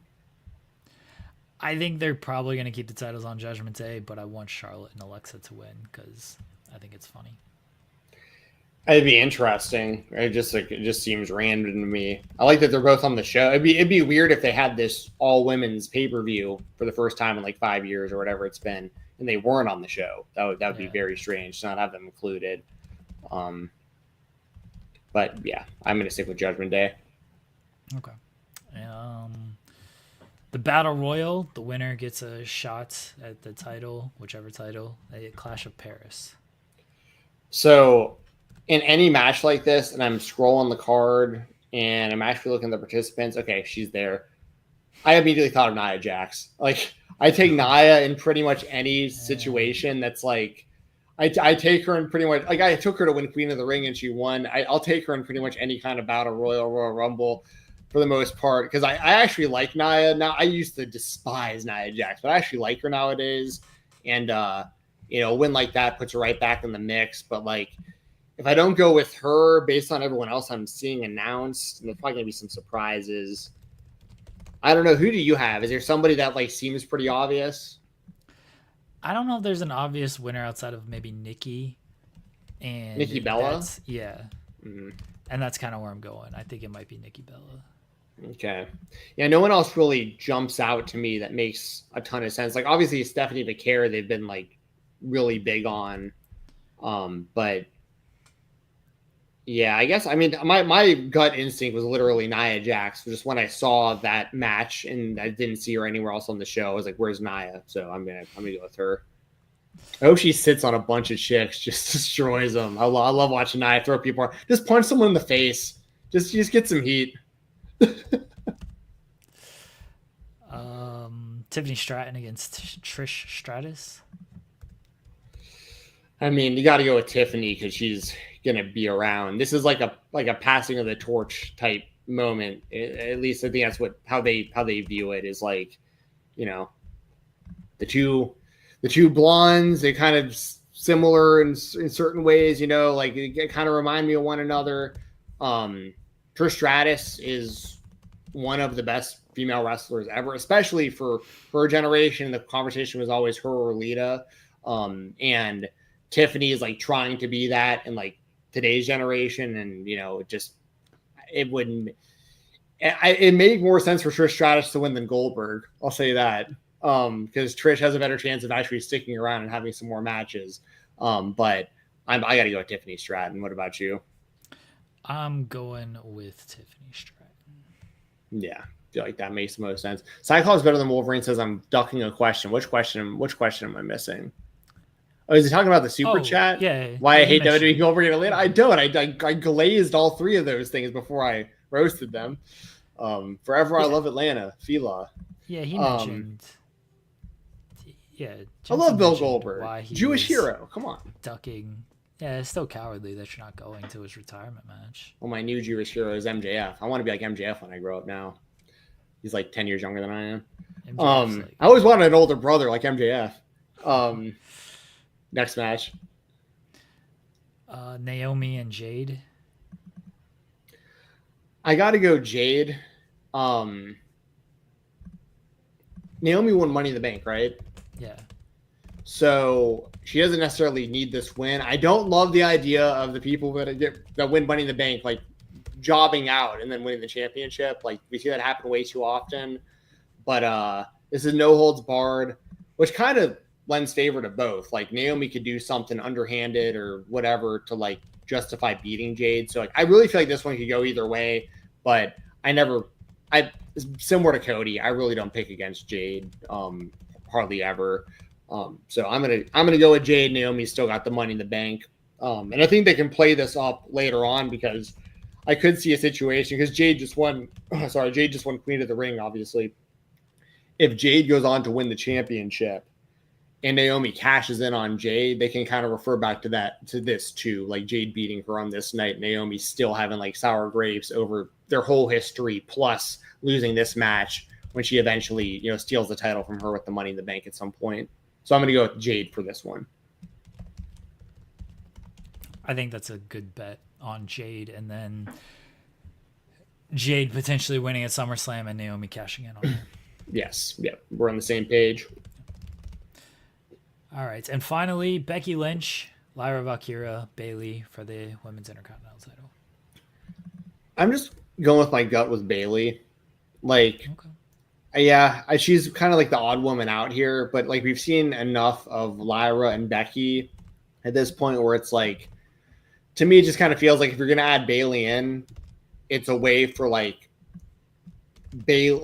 Lyra doesn't have to beat Becky. Becky doesn't have to beat Lyra again. And if they want to continue that, they can without the Intercontinental title involved. And Bayley, the fans love her. She got screwed out of WrestleMania. At least this gives her something important to do on the show, like if she's the Intercontinental Champion. So, for those, I don't really have a preference between any of these three, honestly. Like, I like all three of them. Like, it all makes sense. Like, I'd be fine with it. But, like, Lyra was already the champion. Becky won it from her. It was more of like a storyline device. If you're going to include Bayley, I feel like you might as well have Bayley win. So I'm going to go with Bayley. What about you? I think Becky. Okay.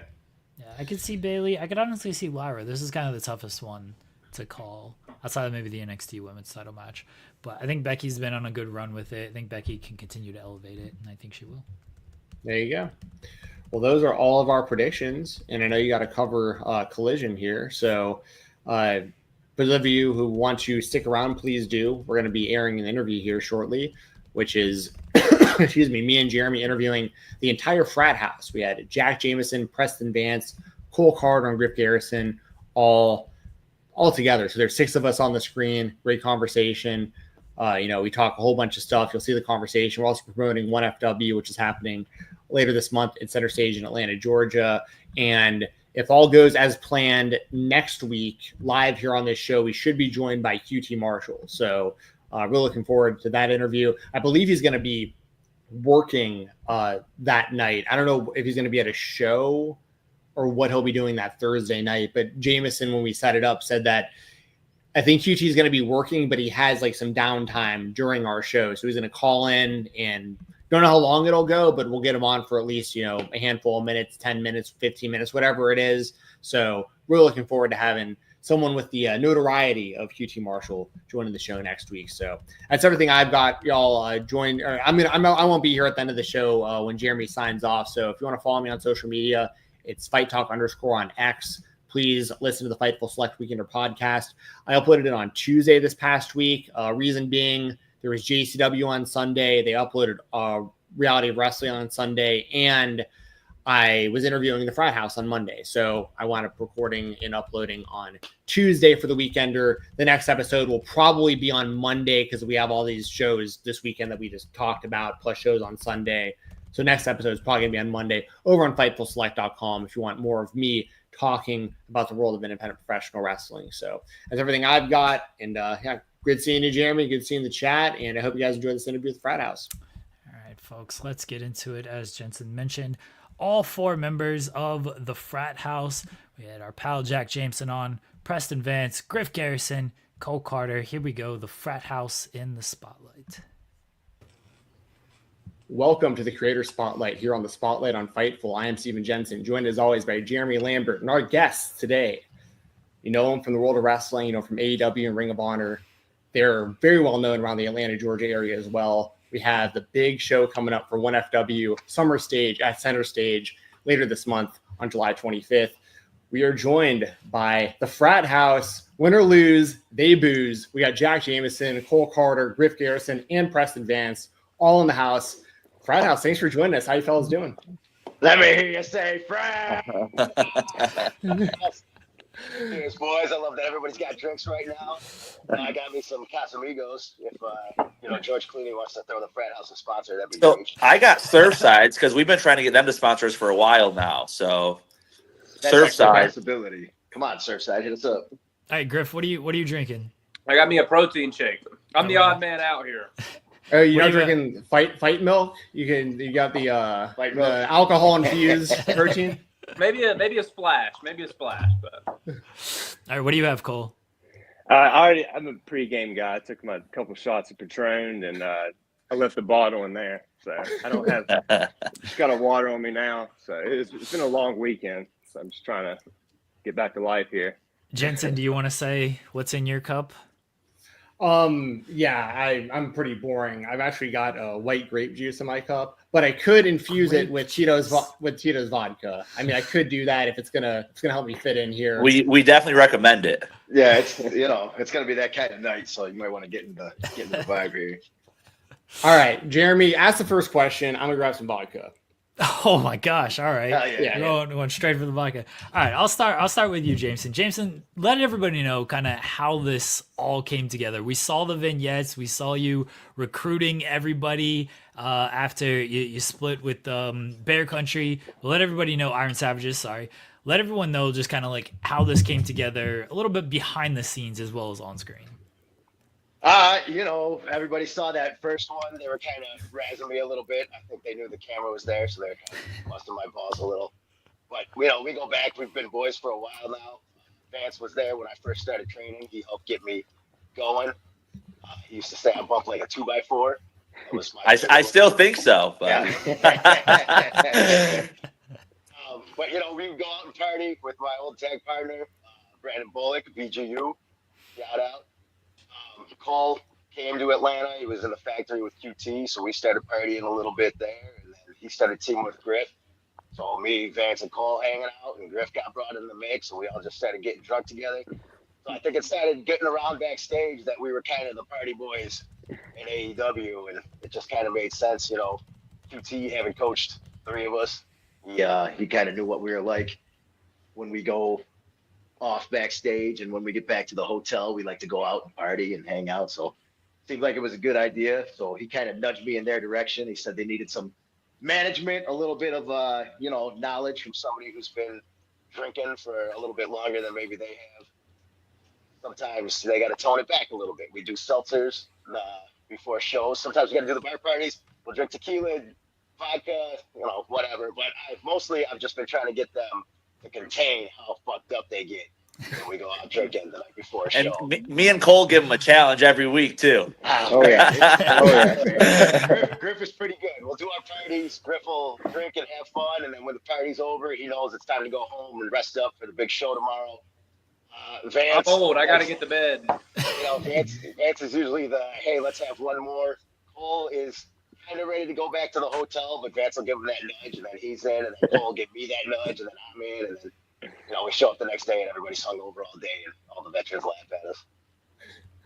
What's the reaction been like? Because I know y'all have been going around, and the fans see you out, and you guys are always having a good time out. What's that been like with like the fan reception to you guys as a group since y'all have been together? I think it's been great. It definitely is something different. I always like when I think about like what I want to do with my wrestling career. I think about when I was a fan, like when I was a kid, and like I loved all the fan interaction stuff more than like going to the actual shows. Like you get to see these people like how they are like as real humans, and I think that makes you more of like a lifelong fan of that person than just watching them wrestle and do moves. So I think the stuff that we're doing, which I love that they're giving us this platform to do these bar parties and kind of like show some personality and like who we are for real. And I think it's great for us as a group and individually, and I think it's fun for the fans. I mean, if I was younger and there was a group of wrestlers playing beer pong, we'd like come play with them at a bar, I would be there all night doing that, So I think it's awesome. I know you guys have been, and I know you specifically, and also Griff to an extent, have a lot of history with the Dark Order. I know that you guys have been challenged by them in your drinking games, and I saw the most recent video where they were disqualified in Flip Cup, but they still picked up the tab. So I mean, cheated, bro. Suckers, right? They cheated. First of all, they didn't pick up the tab. Oh, that's right. Yeah, they put it on Griff. They put it on Griff. I They forgot. left that to me. Hey, so that means they know who the fuck I am. They keep. That's asking true. me, who the Yes. fuck is Griff That's Garrison? true. They gave me the tab. They obviously know who the fuck I am. Yeah. That's bull. Yeah, you're right. I forgot at the very end, they do wind up putting on a Griff. What was it like dealing with these guys for so long, the Dark Order? Because you were around, I mean, years and years ago. And if you want to pull the curtain back even more, feel free. But like, I was a really big fan of the BTE skits. I thought Brody Lee was absolutely hilarious. The Jungle Boy stuff was very funny. But what was it like back then with all the attention that like those BTE skits were getting? And then also, what's it like that you're still dealing with these guys?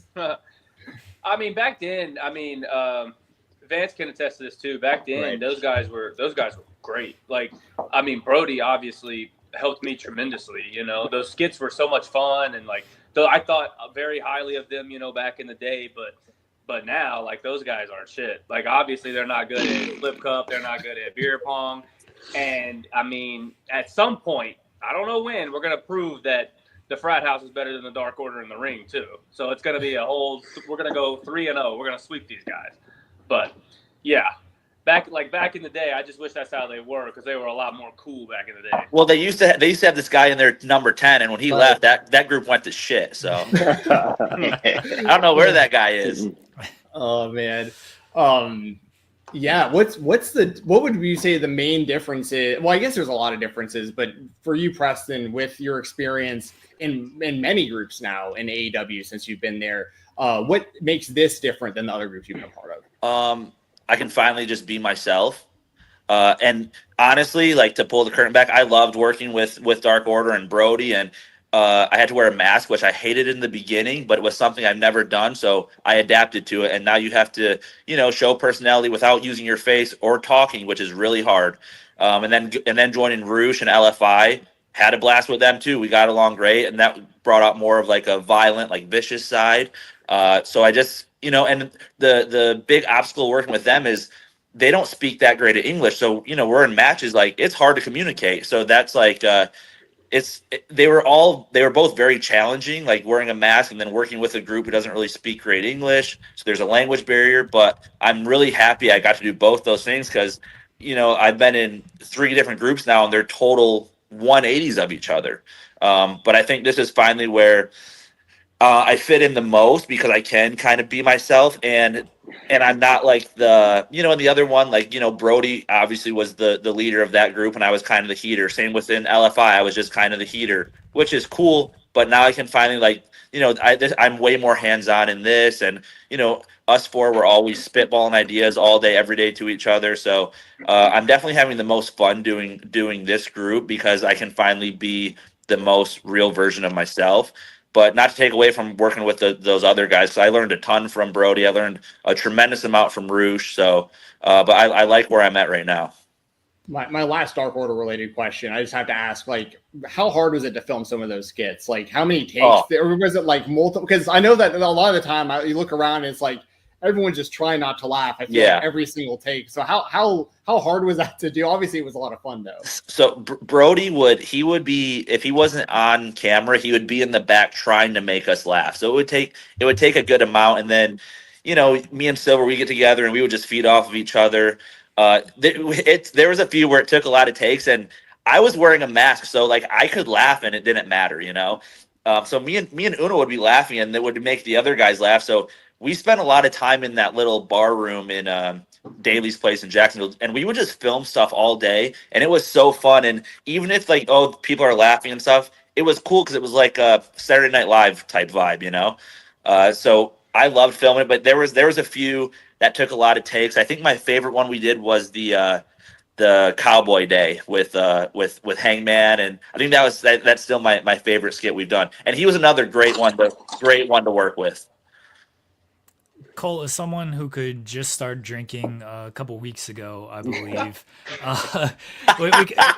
we gotta mention who can hang and who can't. But I'm gonna defer to you. Rank everybody on who can kind of hang and who can't. I'd say Jameson can probably hang the most because he just has the most experience and everything. I mean, look at him right now. Not ready for number 2. I mean, he's kind of the same way. He has a lot of experience in this field. So I think I put him second. Griff, I think I can outdrink Griff a little bit. You can. I've surprised these guys a couple times over the last couple months. I think I could drink the most, though. Just to be honest. Really? I think you can drink the most, but it doesn't always end well. Yeah. A lot of times it ends him trying to figure out where his hotel room is. Yeah. Right. You don't have the experience of it all, right? Yeah, sometimes you'll just see him walking around tapping random doors with I will say this, Cole, if we want to go, he'll hang. Like he'll definitely keep up, that's for sure. The next day is just the roughest part. See, you got that only comes with hardened experience, years of going through the college weekends and everything. That's what that comes with right there. How was it? They just posted the video online. You got thrown into a guardrail on a what were you on there? It looked like almost like a loading wheel there. I don't even. I got drunk the night before and I just passed out on some random piece of wood, and I woke up to them guys pushing me. Yeah, I couldn't tell you, man. It was like a dolly cart or something. Yeah. Thank you. We stole it from catering. Okay, all right. They were not happy. I brought it back. They looked pissed, but dolly cart is the word that I was looking for. I clearly drink a lot, and I've had about 2 sips of this, I don't and I'm know already. That's right, but it sounds good. Yeah, I'm already buzzed from all of this. I didn't say, but I'm drinking Mana. If The Rock ever wants to sponsor any of us, we'll take The Rock's the Rock's endorsement over here. Go ahead. Drink that Casamigos, baby. Casamigos? Okay. Don Julio. All right. You ever tried it though? It's good. It goes down pretty smooth. I know he's affiliated elsewhere, but like he makes a good tequila. I got to give him that. Casamigos. All right. Jameson, I needed to clear something up. We were talking a little bit off air about this. Me and Jeremy have been longtime supporters of the stuff that you've been going on, especially around here in Atlanta. And we were, kind of honorary members of BGU, years back. Oh, BGU. Yeah. And I wanted to know what our status would be for the Frat House. Now, I'm not trying to claim full-fledged membership as far as like take any kind of credit for, the work that you guys are doing in the ring. But I do also see how the pledges are treated that try to make it with you guys. And I'm not trying to get my ass kicked either. So I'm just wondering, what is me and Jeremy's current status with you guys with this group? So being you guys are honorary BGU. So I think, it would be up to these three if they would be cool with it. But maybe we can make you guys honorary pledges. Obviously, you're not going to be in the Frat House. Right. You can be honorary pledges. As an honorary pledge, we're not going to bully you and beat you up. You can just come drink with us and have some fun. And then, when it's game time, you got to fuck off. But we might beat you up a little bit. Okay. Look. There are multiple wrestlers who want to put me through a table, so like I'm I believe willing that. to potentially. I'm willing to, if you got to put me through a table, I understand. I get how this works. I just want to play drinking games. Hey, listen, Bill's Mafia. If you want to go through a table, I'll put you through a table. I was known for my acumen at beer pong and flip cup back in my day. It's been a while, but back in my day, I had a reputation of being pretty good around my parts at ECU. I don't know how familiar you guys are with East Carolina. East Carolina. Yeah. That's a party school too. Yeah, so way to party. I went to a party school as well, Georgia Southern University. Oh, I partied there a lot. Oh, yeah. There you go. That place is good. That place. I had a real good time there. It's been a long time for me too, but a lot of good memories. I'm glad you guys know what we're talking about. This is great. Yeah, we're versed. We're versed in the drinking games and the party boys. and So everything. I will say, you mentioned beer cup and flip cup. Beer cup, Cole and Griff are almost unbeatable. It's like, and beer people pong. People can't even score on them in beer pong. Flip cup. If people want to beat us in that drinking game, you got a shot with flip cup. Just to be honest. Dude, flip cup's my best game. I'm a one flipper every time. There we go. What are the games you one guys flip, play? King's Cup, which that can get kind of gross. King's Cup is a little weird. Dizzy Bat is one of my personal favorites. I just beat QT Marshall at Dizzy Bat. We had a match. Actually, I'm 2-0 against QT Marshall in the last one. Thank you very much. But I also beat him Dizzy Bat, so I'll add that to the list. We're gonna bring this up. We're gonna bring this up with QT here in yeah. a couple of weeks. We're gonna That's gonna fine. say He how you hated smoked them. He does not like Dizzy Bat. You were telling us before we got rolling that you had some plans to do more meetups with the fans. If you can tell everyone kind of like what's coming up with that. If any of y'all want to. Yeah, tomorrow night at Shakerton's of Arlington. It'll be around 8 p.m. We're going to get there. We're going to be getting wasted. We're going to be playing drinking games with some of the fans. Vance, you did a pretty good job running through the list. If you want to tee off whatever people can challenge us to. Yeah, I mean, whatever you guys can think of. I kind of said it was like our choice, but I let the fans pick a game as long as it's not some like made up bullshit game. But I mean, beer pong, flip cup, king cup, ring of fire. If you got a deck of cards, I mean, we can do arm wrestling, get drunk, whatever you want. But you have to beat us. You know what? You have to beat us to get tickets. Oh, it's fine. Yeah, it's fine. it's okay. Yeah, you guys are doing this like everywhere. I feel like yeah, you do every this week. So yeah, it'll work out in the coming weeks as But well. yeah, anyways, if you're watching this, you can't get tickets because we already did the party. But get tickets to the next show. Get tickets to the next Correct. show that you're doing it. Yeah. Exactly. But yes, we're doing these all the time. We're trying to find cities every week. We would like to get to the point where we're doing watch-alongs. So, like, during Dynamite, we'll go to a bar and meet up with fans and watch Dynamite with fans. That would be cool. So we're looking into that. But right now, it's just the pre-parties the day before. They've been going really well. We've gotten some cool videos. A lot of fans coming out, meeting fans. We've had fans drive from like 4 hours away to come down and meet us and hang out. So that's been cool. So this is kind of like, y'all remember the Nitro parties? That's where the inspiration came from. All right, there we go. That's what I was wondering. Okay, I like that. I mean, I like what you guys are doing, but I like that the inspiration came from the Nitro party as well. What about darts and pool table? If you're at like a bar, are you good playing those? Vance has got some video. We just did he had a nice little time playing pool. And even we did the darts in El Paso, remember? Yeah. Oh, that's right. Yeah. That's right. Yeah. So we like to do those and kind of mess with the pledges with both of those games because there's a lot of tools you can use, you know. But I will be honest, I'm not very good at pool or darts. I don't consider those drinking games. They're like you drink while you play, but there's no rules on when you have to drink. So I don't consider those drinking games. They're bar games. I think those are more like challenges, like the Sleeping Beauty challenge we did with Cole. If you watched the latest video. I think those are more pledge challenges. And the Sleeping Beauty challenge with Cole, I'm going to pull the curtain back a little bit because I love doing this. So that video, I loved it. I loved how it shot. We're usually a one-take group with everything we do. That took two takes because Jameson couldn't remember the name of the bar we were going to. Wow, calling you out here, Jameson. I was half drunk. It's, what are you going to do? I got it though. Took 2 takes. We got it down. I just feel bad. Cole had to get slammed into that. He didn't wake up the first time, which is the real reason why we had to do it twice. He really had to pull The second time, the collision was much better. Yeah, he was still sleeping the first time, which is why we had to do it again. The second time, I pushed him as hard as I possibly could. I was actually trying to hurt Cole, but Yeah, I have a gash in my back still from that. So I of course did want to ask you guys about the upcoming show later this month, Summer Stage, big show coming up for 1FW. You guys are going to be involved in.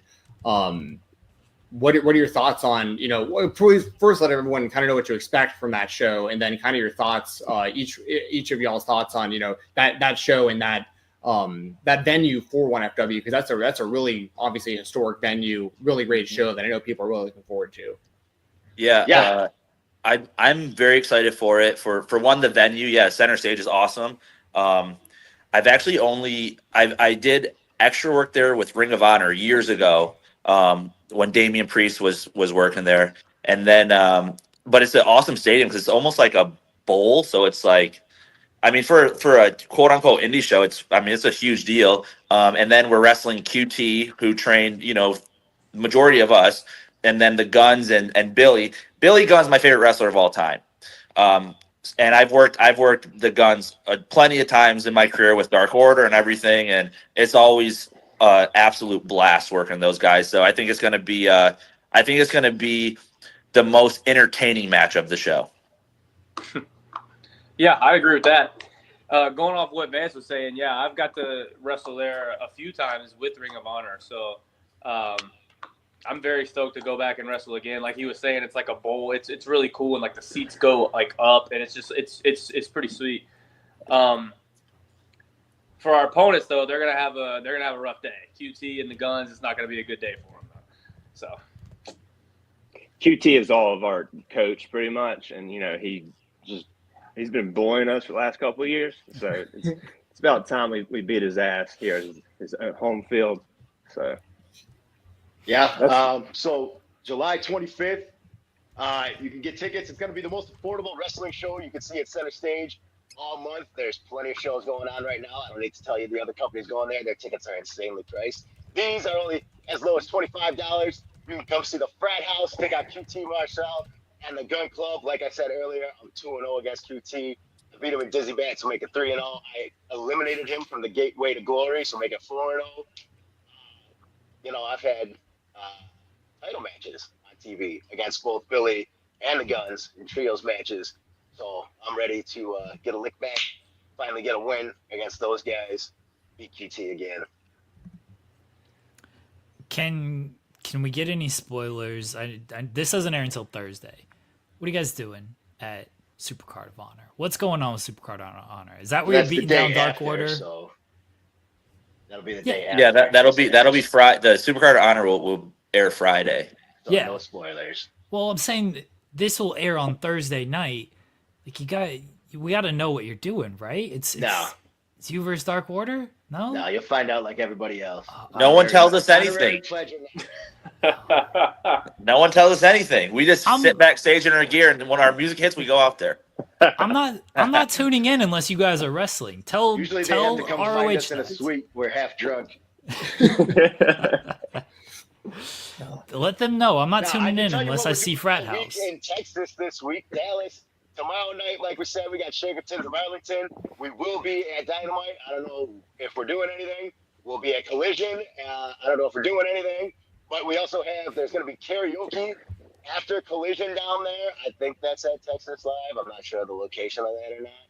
Or no, that's at the hotel in the lobby. You can get tickets to that. You can come sing karaoke with the Frat House and other members of the AEW roster. That'll be fun. I'm leaning towards singing Tub Thumping by Chumbawamba. I don't know what these guys are thinking. I'm thinking I Feel Like a Woman by Shania Twain, but that's not bad. Hell yeah. That's always my go-to. That's not bad. And I know Cole knows that song because he's a redneck too, so me and Cole will be doing that. And then Friday, obviously, Supercard of Honor. No spoilers. We'll see if we have something going on or not. And then Friday morning, we have the Ring of Honor preview show. We're going to go hang out with Caprice, who's cool, Riccaboni, who's all right, he's kind of a dork, and Robert Cruz, who I can't stand. He's a dick. What else are we doing? Then we have the Super Card of Honor. And then the next day is All In. You come hang out with the Frat House at the tailgate. And then we'll be bouncing around. I think we're going suite to suite, drinking with people in their suites during the show. That'll be a fun time. And then afterwards, obviously, the All In after party at Texas Live. It's not an after party without the after party kings, the Frat House. All right, So Griffin, safe to say we're all going to miss our flight Sunday morning. I've already had that guy who books my flights push it back 2 hours. all right, Griffin Cole, I need your karaoke songs because we got Preston's and Jameson's. Ooh. I'm gonna go ahead and say "Party in the USA." Oh, That's a hell good yeah. one. That's a good I one. like that. Mine might be "I Don't Want to Be" by Gavin DeGraw. Okay. Oh, I like that too. Switch it up a Wrong. little bit. Jameson, I gotta say, you got the weakest karaoke song. And It's a good song, but it's like, about the group vibe, man. It's not Sure. trying to stay in gimmick. Yeah, we're all selfish. We pick solo artists. I want my solo up there. It's not about that. I'm the loudest one. I'm the only one anybody's gonna hear. now, Party in the USA. I gotta go with Cole as my favorite karaoke song out of these. That's Party in the USA is a jam. Wait till you hear him sing it. You'll hate that song. No. See, karaoke. It's not I didn't about know Miley was from West Virginia. You gotta hear the redneck version. See, it's not about how you. USA. It's not about how you sing it though. It's about like the vibe and the performance though. Who cares how you like if it's the singing performance good or bad? Like the performance. Yeah, we're gonna be half in the bag, so the performance won't be great either. Griff, I have to ask this because I was at AEW Revolution last year in Greensboro, and I believe you were advertised for a show at Boxcar Bar Arcade, Slam Masters. Did you show up to that? And what was that like wrestling at a barcade? That was really cool. That was the first show put on at Boxcar by a promotion called Firestar Pro Wrestling. And I got to wrestle my good friend Marcus Cross in a no disqualification.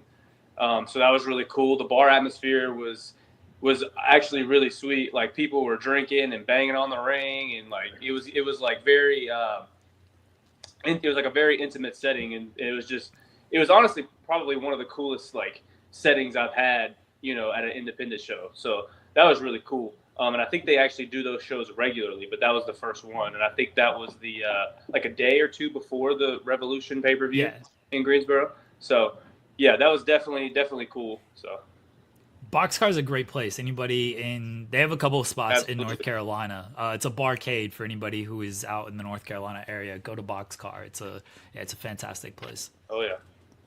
I had another question for you, Griff, and I don't know if Cage Match isn't always right, cagematch.net, but were you trained by LeBron Cazone? I was trained by LeBron Cozone. Yep.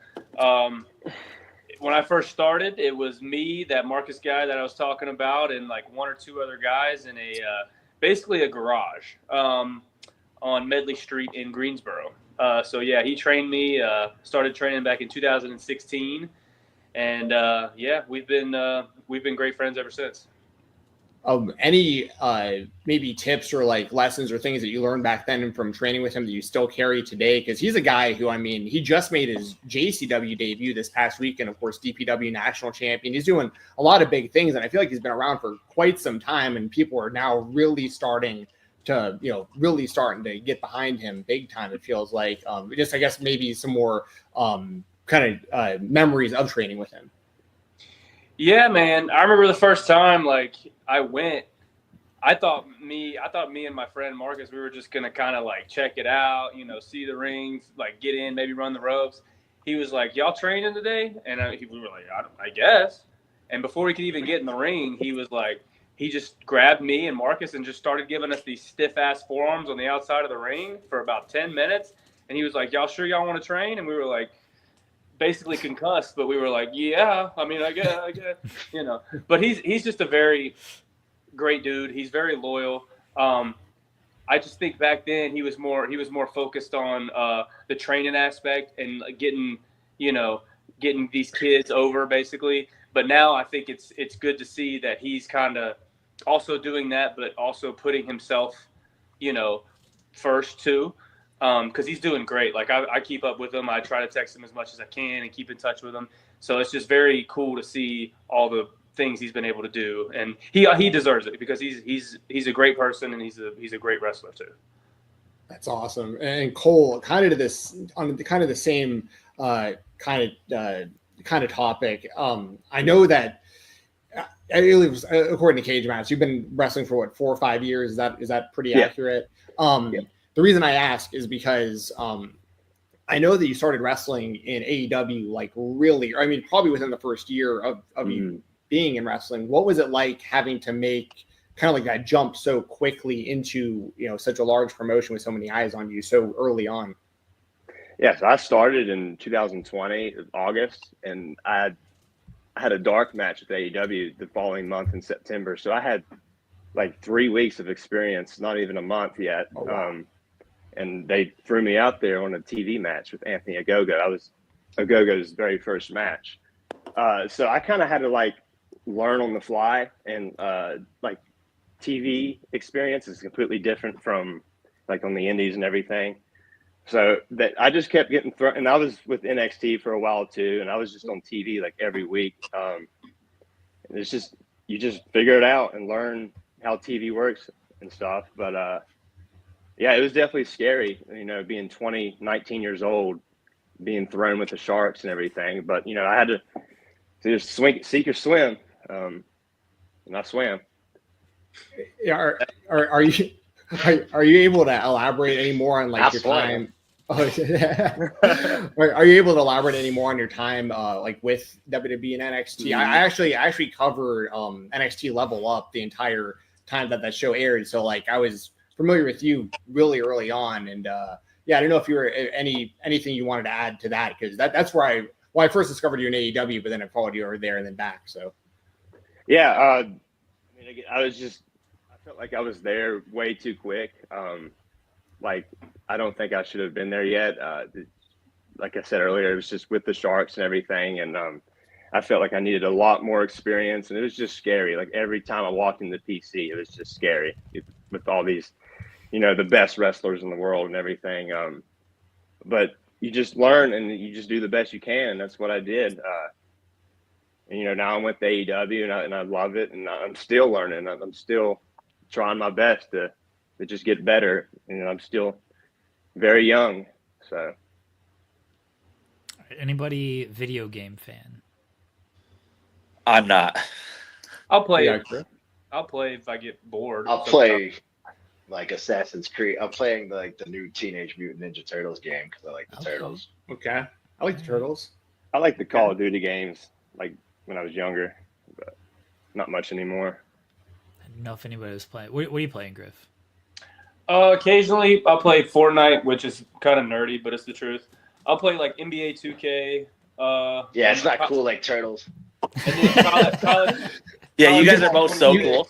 You could probably be Ninja Turtles in Fortnite. Like they have crossovers with everything. I think they do. They do have it, actually. And then College Football 26 is coming out any day now, so I'll be playing that for sure. Well, that was kind of what I was leading to, since frat house partying, college towns, and everything. College football coming out. The pre-order's out today. The standard edition is out at the end of the week. So I didn't know if anybody was. Then Sunday when I get back, I'll be downloading that when I get home for sure. There we go. All right, you playing on PS5? We don't care so much about the college. It's more just the drinking that we like. Well, the atmosphere. This year they got at the games, like the atmosphere is really good. The band's playing, the crowd's all hyped and everything. Like the detail. I've really seen good it like in like Road to Glory and stuff. Like in that part of it, they added like Virginia Tech's like Enter Sandman entrance and Clemson like Touch the Rock entrance. So I was like, that's pretty cool. I'm excited for that. Yeah, see, it's all about the atmosphere, Jameson, and everybody's They all need like pre-game, a drunk. Buffalo Bills tailgate video game. Well, tell that to the Madden developers. They mail that in every single year. Like a year. mini game in Madden. That would be cool. That would actually. You got to put somebody through a flaming table. I mean, they mail it in every year with Madden, so don't hold your breath on on something like that happening. Go ahead, Jensen.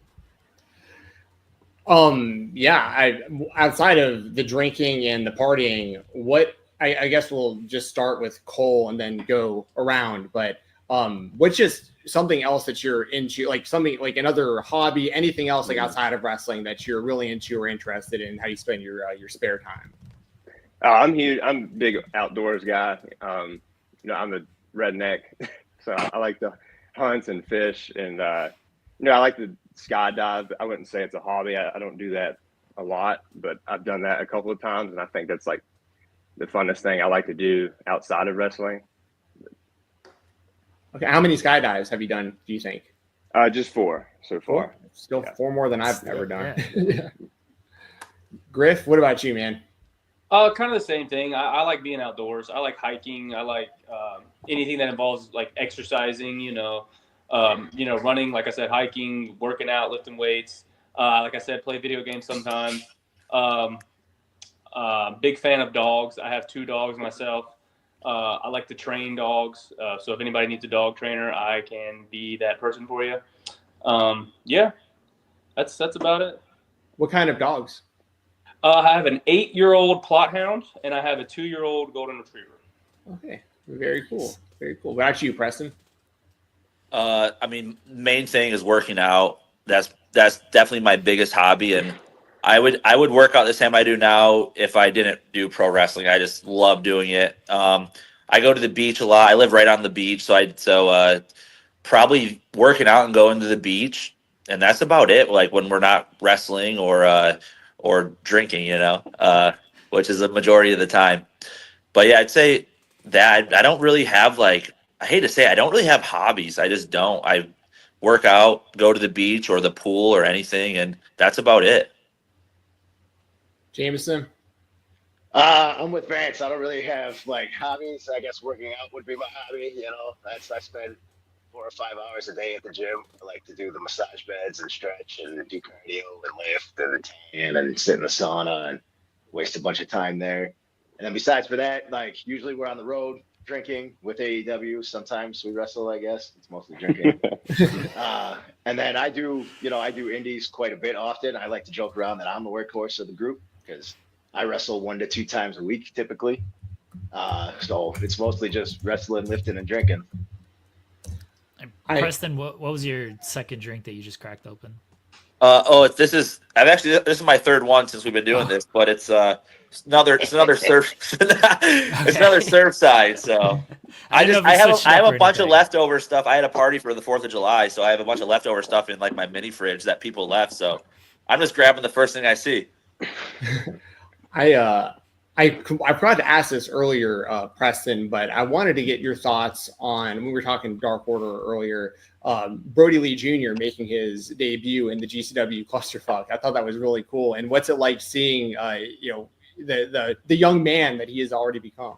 So it was crazy because I was so thrown off. I was like, holy shit. And then I was talking to Amanda the following week at TV. And it's so funny. Brody was because he's a kid, so he stumbled on one thing. Who cares? He was so mad and embarrassed. He wasn't a kid oh, I just made my GCW debut and I'm this big deal. He was so hard on himself, and I'm that is so funny. Dude, you're 13 years old. Who cares?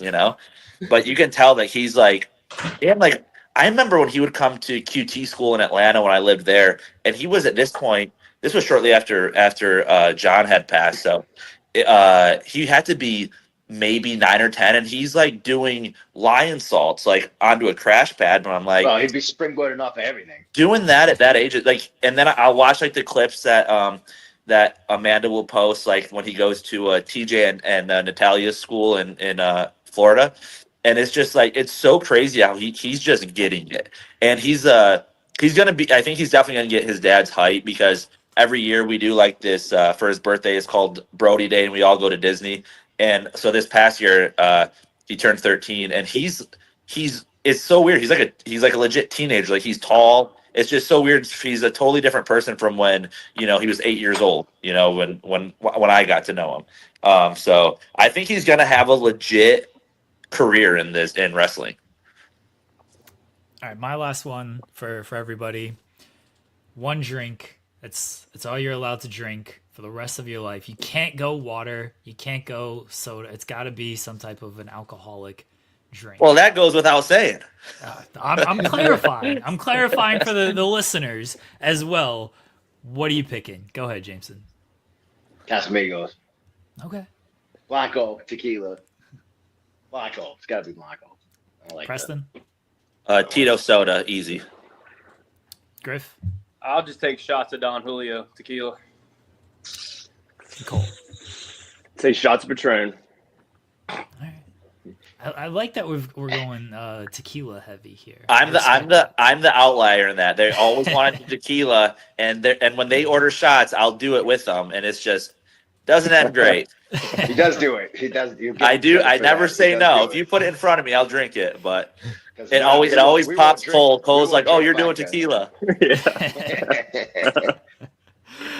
Guys, we appreciate you joining us here tonight. I'll give everybody a chance to kind of go one by one and plug everything. But the main things definitely want to plug ROH Super Card of Honor this Friday. We're hopefully going to see Frat House in action in some capacity, beating down Dark Order. If not, they'll be drinking. They'll be having a good time.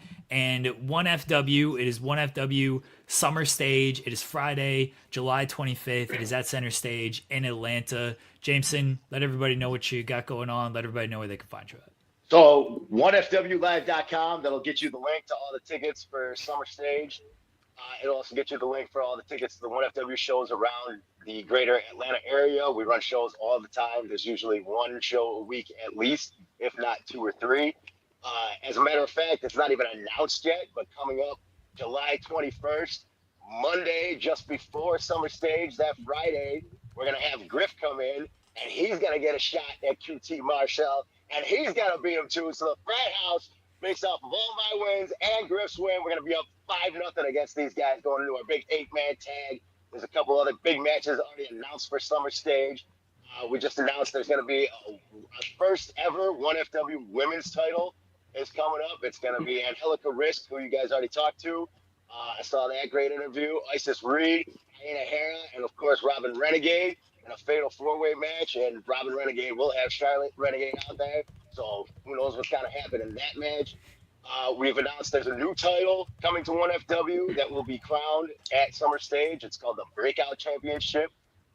That match is not announced yet. We don't know who's going to be in it. We don't know what's going to happen yet. So you'll have to follow the 1FW page on Instagram and X, Twitter, whatever it is, to find out that information. We did just announce crowned Brady Booker beat QT Marshall for the #1 contender spot. So Brady Booker will be going on to challenge Elijah Drago for the 1FW Heavyweight Championship title in a steel cage. Elijah Drago tried to snap Brady's ankle with a chair. Brady was able to recover, came back. He's pretty pissed off. These two have been side by side basically since they started training. They've come up together. They've had a rivalry together. They hate each other. It's gotten pretty personal. So steel cage is the match to look out for. Jay Lethal is taking on Adam Priest. Jay Lethal, a legend in wrestling, obviously. Adam Priest, who Bryan Danielson called the best independent wrestler on the indies right now. So that match is going to be insane, obviously. And I believe that's all the announcement. Oh, and a coffin match between Sid Ellington and Kieran Gray, because these two have been beating the crap out of each other for over a year now. It's been insane. They bled, they have concussions, broken bones. It's been nuts. So now it's a coffin match, and that'll be sweet. There's a couple other matches still that have not been announced, but look out for those. You can find me on Instagram at Pose Malone. You can find me on Twitter /X at Jack Jameson. TikTok, but I don't really use it, so who cares? Preston? That's like kid's like a walking infomercial. So, so I mean, you can find me this whole coming week in Texas, and then but Instagram and Twitter both Preston Vance, PRES10VANCE, and then you can catch me at Center Stage tagging with these boys here. Griff? Yep, you can find me at Instagram and at X at Griff Garrison. Also, please make sure you follow at Ring of Honor on X and Instagram, because that's where you'll see the majority of the Frat House. Also at AEW on both of those platforms as well. And like Jameson and Vance both said, July 25th, you can find the four of us at Center Stage in Atlanta, Georgia. And Cole. For me, everything, it's Real Cole Karter. We'll see you guys all in Texas. We'll see you guys in Atlanta, wherever you're at. Just be ready to party. Let me hear you say, Vance, hit him with it. And the one rule about the Frat House is win or lose, we boo! Frat House, Frat House, Frat House. But we're going to win. Well, I'll be there. I'll be there at Center Stage, guys. I'm really looking forward to the show in Atlanta later this month. So thanks you guys for joining. We really, really appreciate getting all you guys together. I know it's not easy to coordinate, 6 people doing this all at one time, but we appreciate all your time, boys. Really, really appreciate it. Yep. Thank you for joining us, guys. All the links are below to follow everybody, to keep up with all 4 members of the Frat House, to keep up with ROH, to keep up with AEW, to keep up with 1FW. Links are below, everybody. Thank you again to Jameson, to Preston, to Griff, to Cole. Thank you guys for joining us, and everyone, we'll be right back here on the Spotlight. We're back. Big thank you to the Frat House for joining us, and they just got announced for a 6-man tag at ROH Supercard of Honor. It's going to be the Frat House. It's going to be Dark Order. We thought it was coming. It is now official. That is Supercard of Honor on Friday. All right, folks. It's a busy weekend. Everyone enjoy the wrestling this weekend. Or don't. Do whatever you want to do with your life. I'll be back tomorrow. Myself and Joel Pearl. We'll be in the weeds. 10 a.m. Eastern. We got an interview with Alex Hammerstone. Interview airing tomorrow. So Alex Hammerstone, SB3 and I recorded that earlier this evening. So that'll air on tomorrow's In the Weeds. Otherwise, there won't be a shortage of topics to talk about. We got Saturday night's main event. We got All In, Great American Bash, Evolution, SmackDown, Supercard of Honor, GCW, everything in between. Till then, everyone, talk to you later.